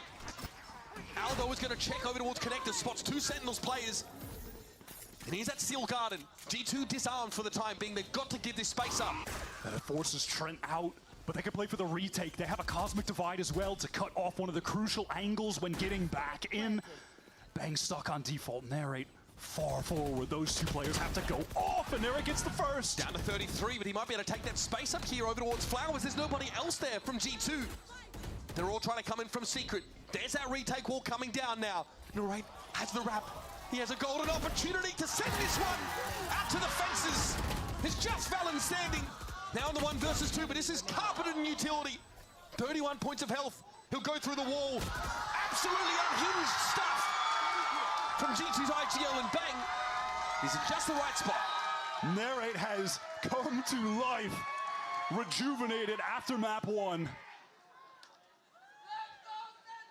He is determined to show that what happened over on Abyss is nowhere near his standard. This is lights out. That first duel win against Jonah, mega impact. And he just happens to call the 3-1 split between Flower and Secret. He knows he can get through there. That's instrumental. And Bang clutches things out. Nice! Marsh, what a fucking... Let's go, baby. Let's go. Well, we tried to cut that off as fast as we could. Well, NT, I guess. You win some, you lose some. Timeout here for G2, of course, as Wyatt alluded to. Their money was in a precarious position coming into that round anyway. Sentinels just string another beauty together. And at that, Sen will be even more happy. Cherry on top that they got a couple ults out from G2, the Hunter's Fury. And in their hands for the next buy after this round 8 where G2 are ecoed, they still have a Nightfall Cosmic Divide and an Armageddon. This is a situation for them where they can run away with the half. They need to have a pretty clean anti-eco here though. Their money is certainly not out of the woods yet. A few players below 1K. And that is a pretty incredible stat. Half the time able to win those 4v5s. It's a pretty ridiculous comeback rate. So don't count Sentinels out if they come into the mid-round short-handed. Okay, looks like we are gambling on the A side for G2. Sen wasting pretty little time despite being into an anti-eco. Sen will be happy that they don't have to deal with the shear here either. It was placed by Jonah P over towards the B link. So they'll be able to get into this site with ease, and they're actually just going to go for the safe plant as well. You know, due to that economic situation we discussed, they want to keep this round as clean as possible. Yeah. Draw G2 out into the sunlight, force them to expose themselves to the longer sight lines that are being held, and John QT sees Valen's head pop through the wall and instantly will puncture it. Yeah, now they can just retreat and play for spam. Georgimo falls off the aggressive play, and only Leaf remains. Zelsis does not take that gate crash seriously. He expects it to be cancelled, but has a reaction, of course, to whip around and take the kill. And all things considered, as far as anti-ecos go, this is what Sentinels were looking for. That would have been a tough correction for Leaf to have made, and Zelsis will get out of the rounds. This is the first time really in any maps that G2 have played in this tournament that they are not in the driver's seat early, that they are starting to feel the walls close around them. This is so dangerous. Now this is where Sen can run around in the run away with the half, excuse me, this next gun round. Like you mentioned, they actually still kept, of course, those key ultimates into this gun round, with the exception of that Cosmic Divide to make a safe post-plant setup for themselves in round 8. Yeah, which is more than well worth it when you see that all of their players have, you know, thousands of credits at this point each. Early on, double initiator drones used. It was a Prowler into B-Link from Sen as well as that stealth drone from John. And that's going to insert Zekin a bit deep towards B. This is a classic setup, right? You've got your Yoru pushing A. And of course the long line being held by your chamber. That was a clone. No, but the old has to give up that line briefly. Narrate just glides across into the crosshairs for Jonah. I think that's gonna condition the there for the professor, gives him that early push. kill. Unfortunately, that was a nightfall as well. That's now removed from this buy round. Senna thinking about art now. Trenton Valen with a pseudo high-low. They are going to filter their way in. Here comes the flash. That's turned off the line. No, it's Sen. They want to punish him. Now they're going to be smoked off the situation. Caution to the wind. Into a link, G2 go. Shock darts herald their arrival, but John found Trent. Jonah had his teammate at his back, picked off, and they're not ready for the second. And Jorg is waiting for them over on the A site. It's up to Bang. 30 seconds left. 30 seconds to play. Spike is still over towards Link. And the TP across the side, Bang goes boom, and G2. They silence the room. Trent being the human drone there, just a piece of bait, getting the information, and then also making Sen think, surely another player won't be pushing out of this smoke, and Jonah has the perfect flank timing. I think it's clear, why wouldn't you? Surely there won't be a second player coming from that position, and he just slips right out of there silently. If he was the hammer, Jorg was the anvil, launching forward at the same time. So just to Sen, start to get their nose out in front. G2 tell a couple of lies, and all of a sudden, it's even again. Economy now not in a safe spot for either team, and the ultimate's not used on the previous round from Sen could pay dividends here. Zetshaw forced away by the stealth drone, doesn't want to get suppressed. This is such a fast hit here through Link. Jorg almost sees it coming though. Razorbine's going to slow them up. Flash as well to continue to hinder the attackers. Jorg is going to set up behind him. He's going to go for this. Flash himself from behind the box, but Sen don't want a bar of it. They're committed to the site fully now, but they're on a timer. Oh, where do they go from now? Do they try to fight forward though with the Nightfall or deal with Jaw? They're going to get crushed. The trash compactor, the walls start closing in. Bang was able to find the one, but second they can just see the corner of his model around the corner, and Valid is there for two. Zelsis again. has to do more than sell vibes. He's going to sell a dream. Jonah Pre snuffs it out. After Jaw teleports behind them, matter of fact, his gate crash expired. He had no choice. It's a good defense for G2, honestly. Sen are completely encircled. You could see the decision was, let's not deal with Jaw. We want to try and go forward. Talk about putting him on a clock, Wyatt. One enemy remains. I love that G2 opted to play that so aggressively as well, fighting Sentinels as a unit, flooding back into the site. Just catching them all running forward, aside from John, who unfortunately lost that duel to Jawjimo. Where's for a fight here at A main, Wyatt? Both teams at least posture for it. Jawjimo's going to be able to push up at least. Gotta watch out for someone that spammed through the box. He knows he needs to get out. He knows. They've been doing a good job controlling A main. Essentially, every round they have this position. And they're very clear out. They know nobody's here. Second, getting all of the information. We'll find out for the rest of the team that G2 have fully retreated back to spawn. Yep. Gets the info on both anchors now. Timing off the garden comes in before Zekken confirms that they pulled off the site, so eventually it doesn't get actually that much value. Oh, Narrate swings alone though, trying to capitalize off of that information, goes down. There's a Razor Vine, says, oh, this is an awkward angle. However, there was an opening there as the clone was picked off.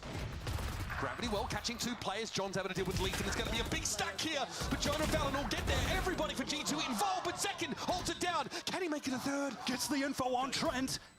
Good fake teleport. Backs up. Gate crash was an option. He cancels Sorry, it though, and Trent will come out on top. Sorry, so consistent, so reliable.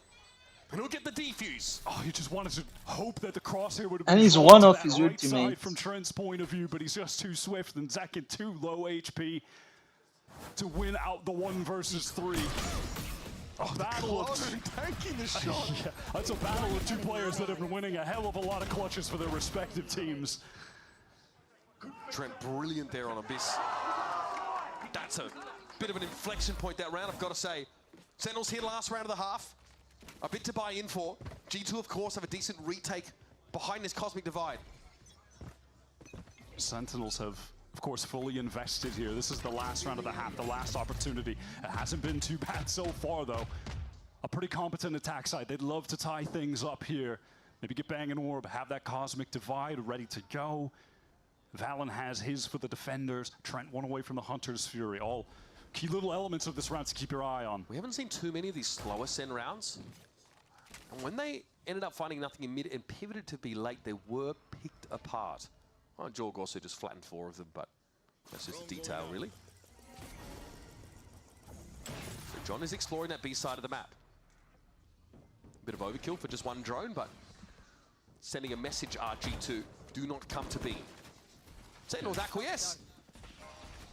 Trent gets a bit of info, just shock darts away, gets to safety. This is Sentinels trying to get through Art quickly into the A site. They've struggled in the post plants here. G2 have been so good. The timing, oh, there's no way you're ready for that. Zelsis, Narrate's able to get away with it though. He does take a fair chunk of damage in doing so, and there's still no plant quite yet. Sen have not committed, but there's 33 seconds in the round.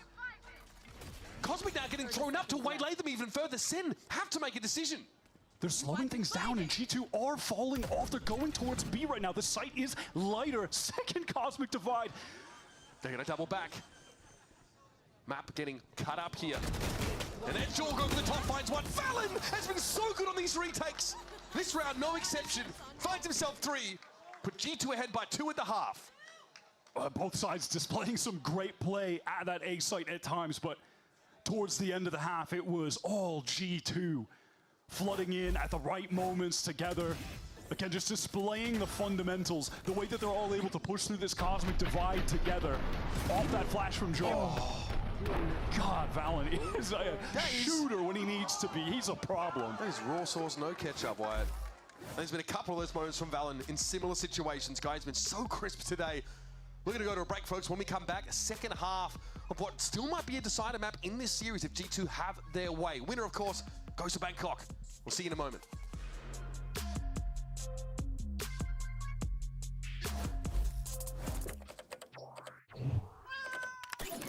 Red Bull gives you wings.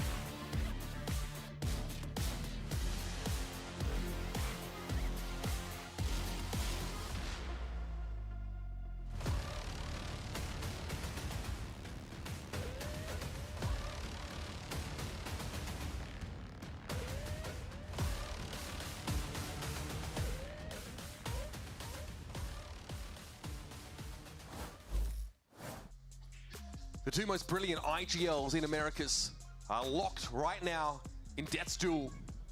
It's been Valen and John QT calling the shots across both of these two maps. The first one, of course, looking very favorable for G2, and Sen had a great start here on Pearl, but that momentum started to peter out. Yeah, the two IGLs who came up during essentially the exact same era, playing against each other in Challengers in the Ascension Finals a couple years ago, and then both finding their way into the top of VCT Americas. That next generation of the best we have in the region. What's it going to be, Sen City? A big pistol round here is a great way to make a statement. Give yourself a staging ground. Jorg just lazily walks on out there. Bang is clean. And now Sen have been able to push up pretty nicely here towards Plaza. Trent just antics around the corner, gets rid of Zelsis, makes it a 3 versus 3. Oh, great stealth from, I mean, Leaf is just so sickening with the headhunter. The amount of first bullet taps he gets, man. There's just no one shooting like him. And just the timing as well as they look to capitalize off the stealth drone. John, I mean, the rest of Sen thought they were home free to find those picks. And that shut them up real quick. What more can Bang do? He gets his 2. Gets them the advantage, but Zelsis isolated. Time is dwindling at the moment. Trent has a recon cycled back up. That's going to be really dangerous. Could go past the Nebula, maybe light somebody up. And I tell you, U2 just went towards clearing holes that G2 have given There's up. so much to clear for Sen right now. Zekin's gonna have to hit some really quick headshots. I've seen this before. I've seen this before from Zekin. Pushing up in the post plant towards Long. He knows Valen is playing back there as well, but eventually it's just too much for him to deal with. And another here, pistol for G2. Just as Sen, we're looking to even up the game. Sadly for Sen, there's just too much to clear and not enough time once they actually get onto the spike and they're hit by that grav well. Further delay. It's such a frustrating experience to have to defuse in that kind of situation. Sen are on the back foot. G2 in the driver's seat. A win here gets them into the grand finals, but even more importantly, it sends them straight to Masters Bangkok. Yeah, it locks up that Masters stint. Try for the first time to win an international Bangkok. trophy. Something their opponent in the server has done before. Something that they're still on a quest to achieve. You know, they'd also love, I think, to lift the trophy or win a tournament domestically. Something that was tantalizingly out of their grasp last year. Right, well, the gamble for Sen. They see nothing over towards the B side of the map here. It'll be a retake for them. An upstruck G2 with a straightforward A plant, and there's some extension here, at least over towards Secrets. Everything covered at the moment by G2 and falling back to main just to play spam with the superior weapons. You have Jaw playing forward here, can take an engagement and go right back to main with the rest of the group. Also that regen shield as well, gonna top him back up, means he's still good to throw down and brawl a little bit. Hang on, we're at half. Zekin got off of it. Jaw goes, he doubles back, gets another. John found 2 though with the classics. Haunt dealt with and Jonah P needs to explode here. The spray is good though. We'll be up to narrate. It's doable. Time not on his side though, and definitely the better weapon in Jonah P's hands. I mean, how are they winning the spam battle with classics? I do not know. What was that, a hat trick from John? How did he get the last one? Just some player that got also damaged top heavy, I suppose, and just got a body shot in there. Definitely need to see that on the replay. These spam down post plants are really supposed to not be favored. I mean, that's an awkward timing with the recon coming in after Valen's swing. So he goes down looking a little bit silly from Sen's point of view. Listen, Sentinels will definitely take that. They'll be happy to deal all that damage. They've got G2 on a trash buy now. Yep, there you're right. It's a little bit awkward. But a little bit of half armor though. There's still plenty for that Outlaw to do. And okay, Zeki can't get out in time. Here come G2. Yeah, too swift on the trade. Nere forced back by multiple utility pieces from the initiator, John in tow. They want to lock this down. They look committed to anchoring this. They're not fully retreating yet, but now backing off to safer positions. John jiggling for main as G2 cut noise. Jonah's preempting a fast wrap here. Especially as Sen's to have to stew right now, not being able to hear anything from G2 after this cut. But it's just a staggering, a syncopation of their tempo on this A side. It looks like they're still planning to end there, Wyatt. Feels like it doesn't even need to be said, but this is must-win for the Sentinels team. With the economy on the line, G2 could get to 10 here. They have to win this out 4v4 on the retake. Jaws able to close the gap, get pretty close here inside that smoke, but has to respect potential spam. Can't get into dugout though, as Narrate does cause Trent's gun to go loose. Jorg though will recover it. Narrate's pushed up pretty far there towards dugout, jump spotting this. A little bit of spray down through the wall, but he's unperturbed. Now, John does have some missiles as well to get back in here, but they've got to go soon. They're waiting for Zelsis on this rotate. Jaw fighting forward. Almost had a timing, but takes a bunch of damage. No time for the regen shield to get back. Jonah P. Good for owning the one, and Leaf is completely out of the picture here. There's going to be bodies upon bodies to try and get through towards stop this. You can't get there. Now with a defuse for John, bang for 3. And there's that solid retake that Sen desperately needed. On account of Neri getting a spam kill through early, patient. They wait for Zelsis to make the rotate over to them in spawn, and then Jaw was exposed on sight. Great swings from Bang. And Leaf just out with the ideal spam weapon from main. The outlaw there while the spike is being stuck. And John sets it up by finding, 3 kills on that pistol round in the post plant with a spam through the smoke. Now we can see some real emphasis on the ult orbs here. You have Trent 1 away from the Hunter's Fury. And then you have Second and John over on Sen, 1 away from their ults respectively. They're getting up into A main. So John's going to get the Armageddon now. Oh, Cells is punished. Yeah, they're emphasizing that mid-doors position a little bit more. They just left Trent passively spotting towards that A side and didn't fight for the orb at all. And look at Bang. You can tell he's feeling the pressure now. He's jump spotting. He wants to see where these players are coming from because he doesn't have the best info on B long. With Zelsis going down, that sheer wall is irrelevant. Jorgamo ended up faking that gate crash down mid. But the jump spot was more than enough for Bang to see that single player up towards double doors. Now Zekin right now does have a good position in A main. That's allowing Sen to try and post up towards B. Bang spotted out, dangerous. Bang trying to get away, now it's stunned out in the open. Exposed and eliminated. John QT sat back behind those smokes there. Little gap in the corner. Valen could see it, but he's going to walk up instead. John opts to get that ground up. Conceding space now to the attackers. John wanted to find a pick with the Armageddon, isn't able to do so, and now Jaws on this late flank, Sen trying to push forward. Jonah on default. God, everything's being thrown at him. Decayed down, sheer wall does come up here, but Jonah still ends up getting the raid out of the game. And second, in what's a must-win round, look at the money here for Sentinels. It's dire straits for Sentinels now as G2 have a pretty clean round. 4 guns come out of it for them. They get to 10. Oh, unfortunately, Sen would have even benefited from some damage being done to G2 there, with all their players basically on effective 0 in terms of the credits. But now the economy will begin to get bolstered a little bit. They have a lot of ults moving forward. Oh, Bang wanted to anchor so desperately. Bang as an anchor is really the hallmark of his play. That is where he excels, but G2 hit him with a flood of utility into the back halls, the recon spotting him out into the gravel. It's just impossible to navigate around that minefield. G2 have a safe post plant, in theory, behind this Cosmic Divide if they want to play anti-eco protocol on B. That might be the plan, but there is, of course, that initial Vice util that does have to be respected.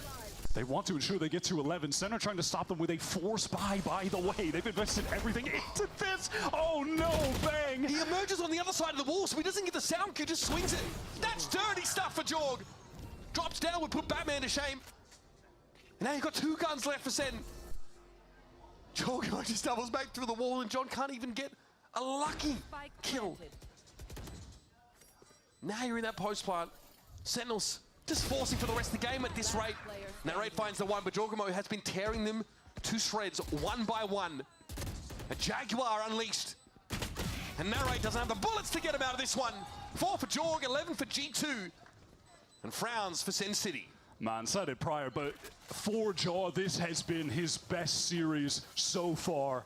Picks it up, has the Leaf-like stat line with 20 kills at the moment. Would this be Leaf's first map without 20 kills or more? It would be his first. That is just so intelligent, circumventing the Cosmic Divide and Bang not getting the audio cue. He pops out, gets the kill, drops down. This guy is so sick. And that man on the screen, Josh RT, the G2 coach, he spoke before even their first game about this edition of Jaw, which everyone was looking forward to. how he is such a different player from the G2 core. He pushes the pace. He will go for the wild plays like that, while the rest of them, traditionally, more of a conservative approach to the game. But with him on the team, Josh has found that they can be dynamic in the pace that they're playing at. They can have their trademark slow rounds that we saw on Abyss, where they dismantled the aggressive efforts from Sen, but they can push the pace now like that. They have the X factor. And it doesn't cloud their identity. I mean, Jorgamo definitely wasn't compatible with the G2 of last year, but both Jorg and G2 have met in the middle, created something completely different. And it's resulted in this team that is just, at the moment, defined by excellence, en route to win 6 maps in a row, not dropping a single one, 2 rounds away from making it, again, not just to the grand final, but to the first Masters tournament of the year. And Wyatt, this just isn't particularly close right now. Abyss wasn't either. Sen risked it all on that last buy. They forced into it with 2 stingers. That's resulted in an eco round here. 4 sheriffs among them. Fast push up B. Maybe some ultimates, if they get a couple headshots, can turn the tide. There's the flash. He's got to get up that line. Oh, no escape. The Teho Yuta's going to lock him in here. I like that. They overwhelm Leaf and get themselves an outlaw. That is an excellent punish. Now G2 and Leaf calling all of that information over to them. IGL Valen, he knows that it's time to just hit the gas, get into A, and now they're playing this forward position with this spike planted for Secret. They're going to meet Sen in the spawn. Still flashes to work with for Sen. Okay, Zekin's going to see all of this now. Can he radio it back efficiently? It's Zelsis with that recovered outlaw. Trent now realizes he's going to be in a bit of danger if he sticks around. John gets there with the Sheriff. Zekin with the rap. It's not good enough. Trent for 4. Hang on. Where did he come from? One away from the ace here is Trent, and he's waiting for Zelsis to walk right on up. Jonah P, though, secures it. Sen looked like they had a great opener there, but they could not stick the landing. And you're not surprised. They're nothing but pistols in that round. We are on match point. G2 1 round away from qualifying for Masters Bangkok. They were throwing haymakers at G2. Every ultimate expended in that situation. The Nightfall was perfect. This was the moment where Trent changed the complexion of that late round. He had to go down there. And if he does, that should be a Sentinels win. They would have been back in the game. Here we go, folks. Sentinels with a desperate last-ditch effort now in this round number 19. Second on the line, punishes the shoulder pick from Tweb, but Jorg's already deep. He's real deep. Will he stick it into Halls? He does. He gets behind Advice Util. So they have a mole. There is an imposter among us. Wow, Leaf is actually pushing up into Link at the exact same time, meeting with Valen over there. Still Garden. It's going to be Jorg on his own here behind this Cosmic Divide. At some point, G2 have to intervene. It's a pistol round. It's a shorty off, in fact. Now G2 want to come Wow. back, but it might be too late for that center flooding into the site. They have it under control with Valen. Valen at a timing. It's not bad, but it's not enough. Not yet. Jonah P stunned up by that special delivery. In the meantime, the defuse goes down. Life still for Sen. Perfect stun from John, and they really, Sentinels were just able to circumvent those link positions from G2, smoking it off, fighting forward on the site. Sure, you know, Valen makes an attempt late, that second player coming in from that angle, but at that point, numbers overwhelming for Sen. And now this is where Sen, despite this being a very dangerous situation, go back to what worked for them so well on this map against Loud. Get that, you know, A main control, leave Zek in there quite often. You want to play, And work the B-side too. 5 opportunities for G2 to close this out. Get to Masters. Can Sen make this comeback a reality? Zekin push forward, excuse me, has to get out. Oh my God, Trent is just too accurate with a Hunter's Fury. Zelsis is a steaming pair of shoes, that's it.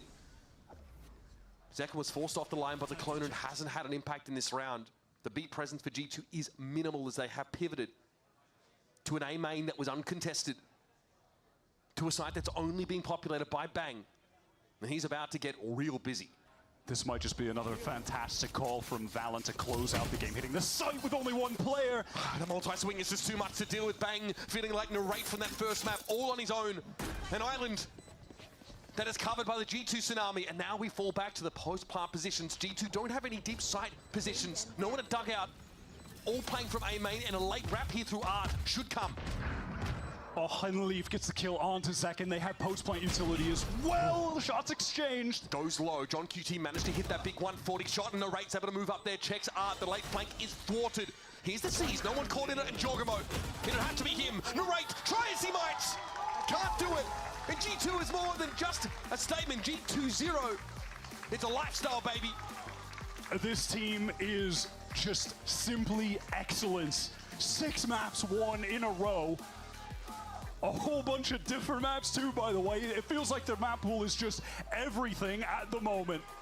And off this sick run, they've made it into the grand finals. They've made it to the first Masters of the year. And they are living up to the enormous expectations that have been placed upon them by the community, by the fans. The roster has lived up to the hype. Jaw showing why he is a world champion. This is his best series that he's played so far, and it's been against the toughest opponent they've ran into so far.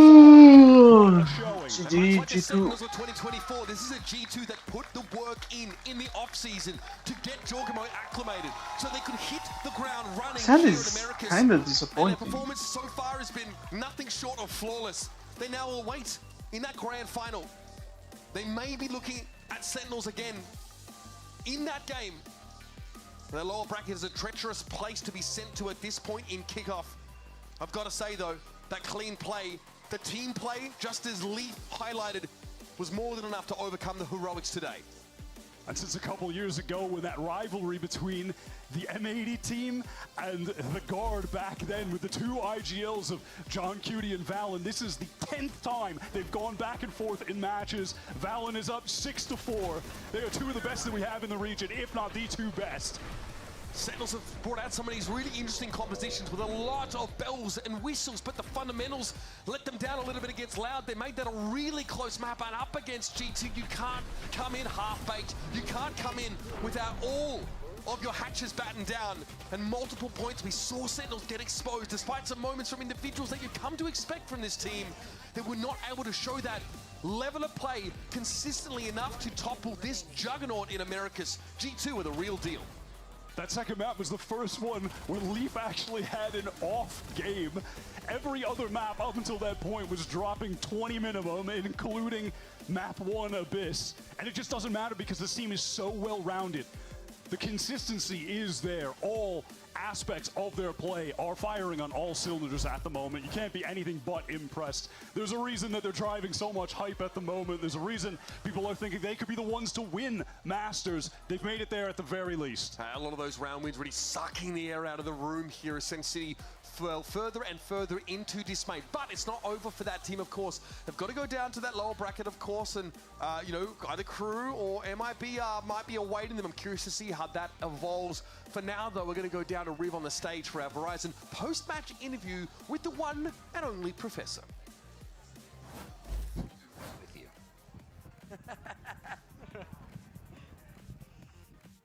We're doing it live, no worries. All right, we're here with Jonah P. Ladies and gentlemen, G2 making it to Masters Bangkok. Let's go. Congratulations to G2, to Jonah P. I got to ask you, how's it feel now that you've locked in the Masters Bangkok ticket? It feels great. I would say we expected this. Okay. Our practice have been really drilled. You know, everyone online is like saying we're the best team. This is true.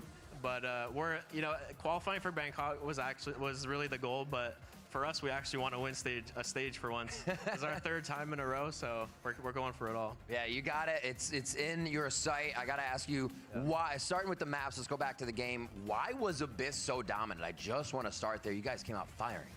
I think our comp is just unique, and plus we have Leaf. He's been insane on Chamber. Whenever Leaf's on Chamber, we just know like our confidence is just skyrocketed. So it's just basically him. And this always seems to be a good matchup. Obviously, map 2 went a little bit closer. What do you think it is the hardest thing about playing against Sen when you do match up against them? Definitely you guys. The energy of the crowd is probably the hardest part to deal with. Whenever they get an insane round. You know, we definitely can hear them, and I think just having that swing of momentum shift for them is very important for them. Just wild to think about. Yeah, and also just this meta in general is very, very overwhelming and hard. So It's like you want to play at home, but it's their home too. It's more so their home. So great job, crowd. Great job. Got to do better next time, though. Yeah, G2 fans, you did great. Great job. Yep. Looking at how the team is always on top, how do you stay there? What do you do to battle complacency, to continue to innovate, to make sure that you are actually doing the right thing that nobody else is doing yet?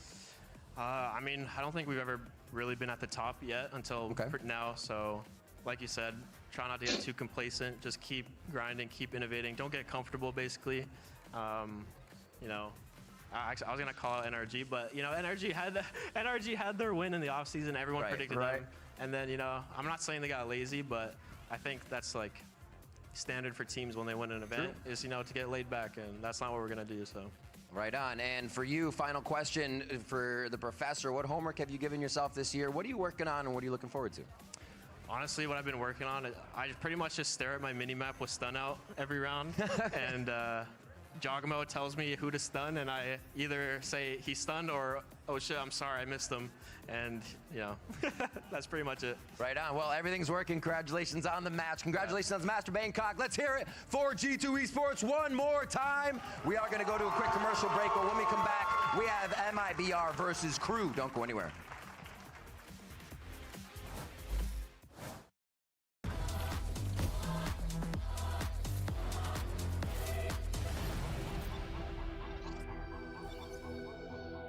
I've got a bunch of different mice. When you find the one, you know it's the one. 전 이게 제일 좋은 것 같아요. Look at this! Isn't this perfect? 누가 만들었는지 알려주는 것도 같이 들어있고. This mouse is ready for a fashion show. It's Pulsar by me. It's by me. It's Pulsar by you. The human body was built to move. Not trapped at a desk in one singular posture for 12 hours a day. It's time your chair evolved. This is Secret Lab Titan Evo. Ergonomically engineered for you, gamers, hybrid workers, artists, backing your every move.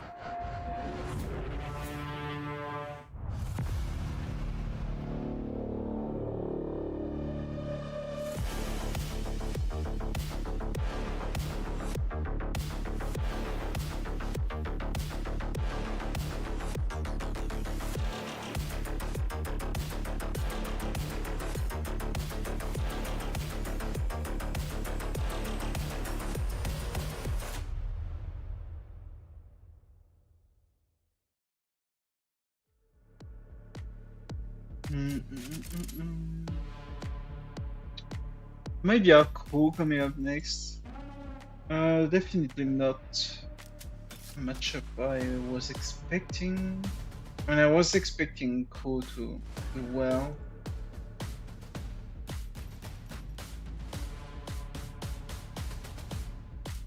But I had Leviathan over MIDR.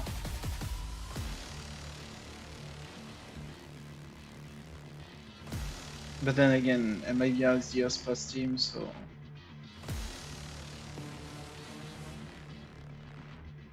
It's kinda tough, man.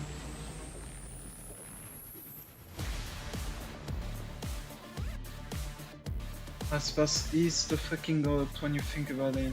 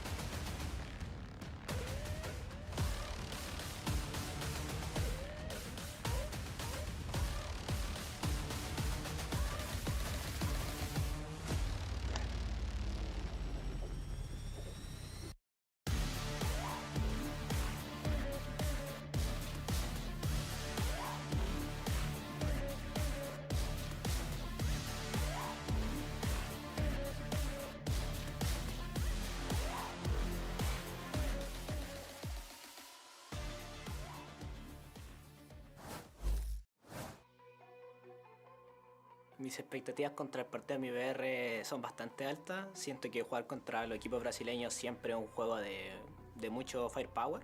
Tá bom pro time brasileiro do MBR. Artezinho avançou na loucura pro céu. Não olhou pra ele o King no míssil. Achou o gol!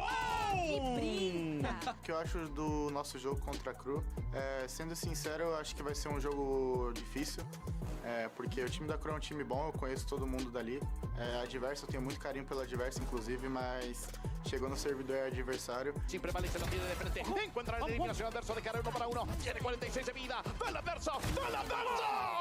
¡Vamos, adverso, carajo! Somos un equipo que está evolucionando y a pasos gigantados. Mas a gente está muito confiante no nosso jogo, da nossa trajetória até aqui. E eu sinto que a gente vai chegar cada vez mais confiante, independente de qualquer time que seja. E a gente está esperando uma boa partida. Welcome back, everyone, to day 10 of VCT Americas Kickoff and our second match of the day. It's the lower bracket semifinal between MIBR and Crew VSUM. Golden Boy, of course, joined by Andrew and Mimi, and a special guest who just qualified for Masters Bangkok, the IGL legend himself. Valen, my brother, congratulations. Thank you. I'm going to see you in Bangkok. Yeah, I'm so excited, man. I was searching up pictures of Bangkok before this game. I was like, I need to make it. We'll get a couple pad thai dishes. Yeah, bro, I'm ready. I'm ready. Let's go. Yeah. Yeah, but you still have a final ahead of you. I imagine you're charged up to try and win a regional trophy after going so many second places now. Yeah, back-to-back last year, lost both. So hopefully this is the time We were talking in the break. You said you were in 3 finals? Well, now it's 3 in a row, because we went back-to-back last year, didn't win. Finally, we got it here again, so maybe this is the time we win it. And as they say, third time's a charm. So who knows? We'll see what happens if the sayings work out. But in any case, though, let's go ahead and move on to our elimination matchup, because we have MIBR versus Crew VSUM. Now, for MIBR, this is the organization's best placement. And for these players, it has certainly been an incredible event. But I think more importantly, Ender, Aspas, most definitely a kingmaker here. I mean, just look at what this guy has done over his years in Valor, you know, topping the world with Loud, going to Leviathan last year, winning an America's title. You remember that one, right? Yeah. And now with MIBR, bringing this roster that was at the absolute bottom last year to a top 4 at the start of the year. Like, what, he joined the team a month ago? Like, that's crazy. And after losing their first match, making this lower bracket recovery is so impressive. He's back playing with Noswer, who he was slated to play with last year on Leviathan. And then Lev made the very controversial decision, dropped Noswer right at the end of the year, going into Americas. But now they're back together. They got their revenge on Lev. And it seems like not only has the team, but Aspas especially have really heated up in this lower bracket. And I think as a player, like having a guy like Aspas on your team, when you load into the server, you're just so confident. Like this guy's gonna. How could you not be? Yeah. So I think the rest of the players are so talented, and they're feeding off of his confidence into these matches, and they've been looking incredible. Yeah, and you're loading into the server, and he's just like reclined all the way back on his chair, casually gonna drop 30 this game. Yeah. He's just a chill guy. Yeah, that's all it is. I like that meme. I'm gonna kill it though. All right, now of course we have to highlight another player on this squad who has been insane, and it's Artson and his performance all throughout kickoff. And the thing is that we were getting to see him slay, but apparently he's also stepping into this IGL role. Good thing is we have a really good IGL here with us on the desk. Let's talk about the difficulties of that, because he's playing that from some forward positions as well sometimes. Yeah, for them to have the trust in him to pick up the IGL role, he must be a very smart game sense player who understands the macro about the game. But not only that, is he's flexing on different roles, playing a bunch of agents, and frying. So I give a lot of respect to Artson picking up that role, putting the team on his back and leading them to these victories, because it's no easy task, especially when you have that pressure of trying to call in these big moments and, you know, perform. He's doing that to a T, so very impressive stuff from him. Yeah, it's been very impressive from him, but I also think you see some of the downsides of making that kind of switch in the middle of the tournament, because unlike teams like yourself, like Sentinels, they're playing really old comps. They tried the Teo early, changed off that comp, so they're playing really simple stuff where you're kind of playing the very classic, like pull the rotations, mid-round on the attacking side, kind of set Aspas up in positions to make a pick, which is all well and good. But to me, I feel like that limits the ceiling compared to teams like yourself who have had more time to kind of actually drill new compositions, new ideas, and really implement that leadership into a stronger preset plan.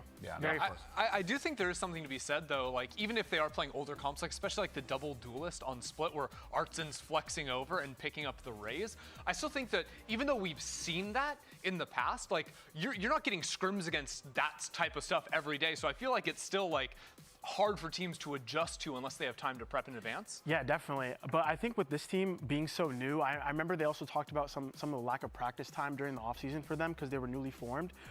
Sometimes stuff just clicks. Do you think that this could also be a reflection of that? Like the amount of agents that they're going for is also like, hey, we don't really know, but let's figure it out on the fly. Yeah, and they're doing that great. Like that's very tall task to complete, just picking up new agents, new comps, but they're doing it well.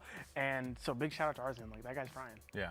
There's kind of like two mindsets of it too, because you have one where it's like you're going to play a bunch of these things like Artson is, and then like a Jung QT on the other where it's Teo every single map, and we're just going to make sure we know how to make that work. I do think it is a testament, though, for this team to just the player quality that they have, that they're making all these changes mid-tournament with elimination match after elimination match on the line, and they're still finding the like adaptations in the middle of these matches, figuring out how they want to play, and sometimes having to fall back on guys like Artson, guys like Aspas, but getting the wins regardless. And I think even if they aren't successful here in kickoff, this tournament will go a long way for them finding their identity into the rest of Americas. Well, and let's not forget too, championship points are also going to be very important, right? So being able to make it up until this point, if you're MIBR, these players, that talent, absolutely absurd. Speaking of talent, though, we got Aspas standing by with Rivington to get some thoughts heading into today's matchup.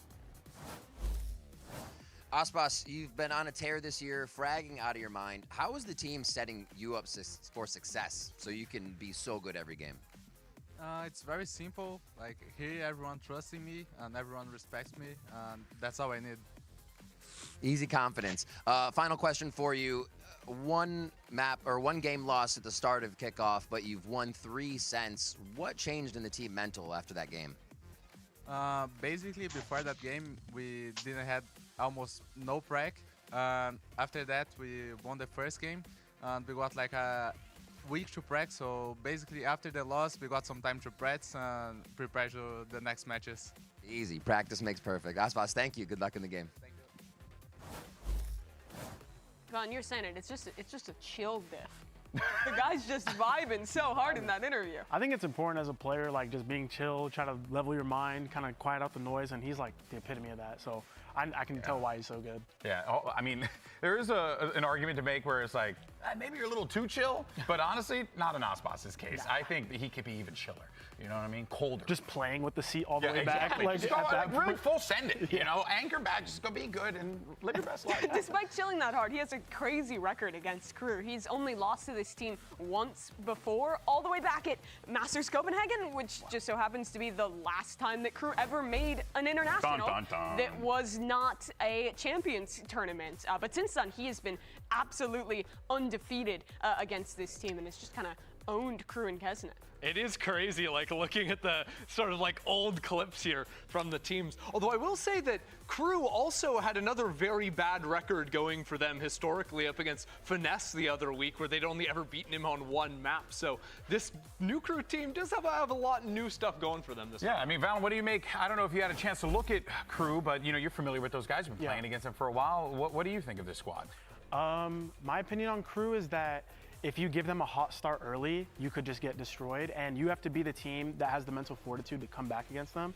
I remember last time we played them, they like 13-4'd us on their map pick, and it took a lot of mental resilience to come out with that win. So you gotta shut them out early, because those players have max confidence, and if they're on that level, they're just gonna run you down. I think they're perennially the easiest team to underestimate, because you look at them and they don't have as pretty strats. Sometimes they don't even have as insane individual performances as other teams. But like you're saying, once they have that momentum, once a guy like Kesnet is really feeling it in the server, this team is so hard to stop, which I think is why they've gone on so many runs. You think of making it through LCQ every time they've gone to champs. Like when they are feeling it, this team can really carry through, and I think beating NRG is a huge step towards that. Massive step up for them, without a doubt. And look, the stakes are high for all of these teams here, right? MIBR, they understand the situation. Crew, they know what's on the line here. But let's actually get a second to hear from Artson to get his perspective on the huge stakes for this matchup here at Kickoff. Eu acho que a nossa cabeça está realmente para classificar e pegar essa vaga para o Masters. A gente não consegue pensar tanto em perdeu, foi para casa, porque a gente é um time muito resiliente, muito confiante. Então, cada partida para a gente é uma partida como se fosse a partida da nossa vida, independente se vale alguma coisa ou não. Então, acho que essa maturidade do time ajuda muito a gente a ter foco no nosso objetivo, que é realmente conquistar uma vaga. Well, there you heard right there some resiliency from Artson. Without a doubt, is going to be the thing that MIBR needs to take them over the finish line. But that takes us over to their opponents on the other side. We were talking about them beforehand, and that is, of course, Cruvisa, a team that exudes confidence and resiliency as well. Now, this is a squad that, you know, were not the favorites in any match that they ever play, but Ender, they always find a way, just as we were talking about, to dig deep because of these individuals. And honestly, I think this match was especially impressive because they got smoked by Loud in their opening match of the tournament, right? So then to come back and have this performance where, yeah, the first game's kind of a blowout on their key pick, but then it comes super down to the wire on the second. To have that resiliency in that fight in them was really nice to see. What was even more startling as well is that whenever you see them play, Valen, it looks like they don't care about their lives. They're just going in. They're just like, screw it. Let's just see what happens. And if we get two, hey, we get two. And if we die, we die. Yeah, I mean, the pack mentality in Valorant is a really good game plan because of all the utility and how this meta is developing of like a lot of Breach Tejo. It's a lot of pack fights right now, and they do that like some They of are the the best. pack fighters. Yeah. And speaking on like the revenge against Loud, I know, like, as a player, rematches are always very difficult as the winner because you come out and you watch the VOD and you're like, okay, we did this well, and you know, our game plan worked. For the other team, they're looking at what they did wrong, how they can improve it, what's the next step for us to beat this team. And so when I saw that result come out, I wasn't too shocked, honestly. Like, rematches are difficult in Valorant just because, you know, you figure out why you lost and you learn from it. Yeah, that's fair. I do think this match is so interesting compared to the first one of today because I think we got to see you with G2, who's very indexed into the new stuff, trying out the chamber again, and really experimenting with the Teo, Sentinels, who's also super bought into that and the Vice and all the kind of new meta stuff, versus these two teams that feel very classic, very fundamental, very reliant on kind of pop-off performances to get the momentum going. But when it does get into simple Valorant, like being in a team fight against Crew, when it just comes down to that raw individual performance, they're so tough to beat. I mean, Melzer was absolutely ridiculous the last time that he was playing that bind. I think he dropped like 25 kills on Brim. Yeah, no, honestly, like the individual skill on this team is really scary, but to me, it's still a bit perplexing how different they look on their sides. Like, their defensive side looks unbelievable, like how they actually anchor on sites when players are coming into them and they sort of play on their own terms, especially like Adverso and Shy anchoring down a B side is just absolutely next level. But I do think this team struggles on their attacking side. We've seen it clearly on Haven, but I think it even exists on other maps where maybe because it's bringing in new pieces or whatnot, I think I'm gonna call it for getting today. cleared, It's getting darts very aren't being late for broken. me. There's like a lot of these like micro errors of playing together as a team that I think some teams in the past have been able to exploit, and it makes me concerned for them the higher and higher level of competition they end up facing off against. That is an excellent point there. I mean, we saw some heroics without a doubt, especially from Shy. You even mentioned before what he was doing, I believe, on that Vice. There is a lot to be excited for Crew, but there's also a lot to be concerned about. But for now, though, let's actually send it over to Riv yet again, who's standing by with another member of Cruvisa. Shy, before your match, I gotta ask, you've been playing incredible lately. Are you feeling this? Are you seeing it? You know, how does it feel to be just fragging Small and clutching morning almost with every round? some bangers. La verdad es que estos días me ha tocado a mí como resaltar harto, pero la verdad es que siento que A tiene un ver, equipo que Team todos Vitality. podemos resaltar, jugamos demasiado al juego y me siento confiado en cada uno de mis Team compañeros Vitality y no tier siento que se trate solo de mí, sino que la verdad del equipo. Damn. The truth is, this past couple days, I've been highlighted a lot, but the truth is, Anyways, it's more of our I team. think that's The whole gonna be it team for is me. capable of being highlighted in some specific scenarios, so it's not really about me, it's about the team. And I got one more question for I'll see you tomorrow, Crew maybe always for has these some lower games, I don't bracket know runs. Why exactly are you guys so dominant once you get down here? when and for what. O sea, está el dicho de que si no se sufre no es crew, y también lo otro es, yo lo definiría como la garra latina. Siento que todos sabemos de dónde venimos y el hecho de estar. See you tomorrow. Stay safe. Bye bye.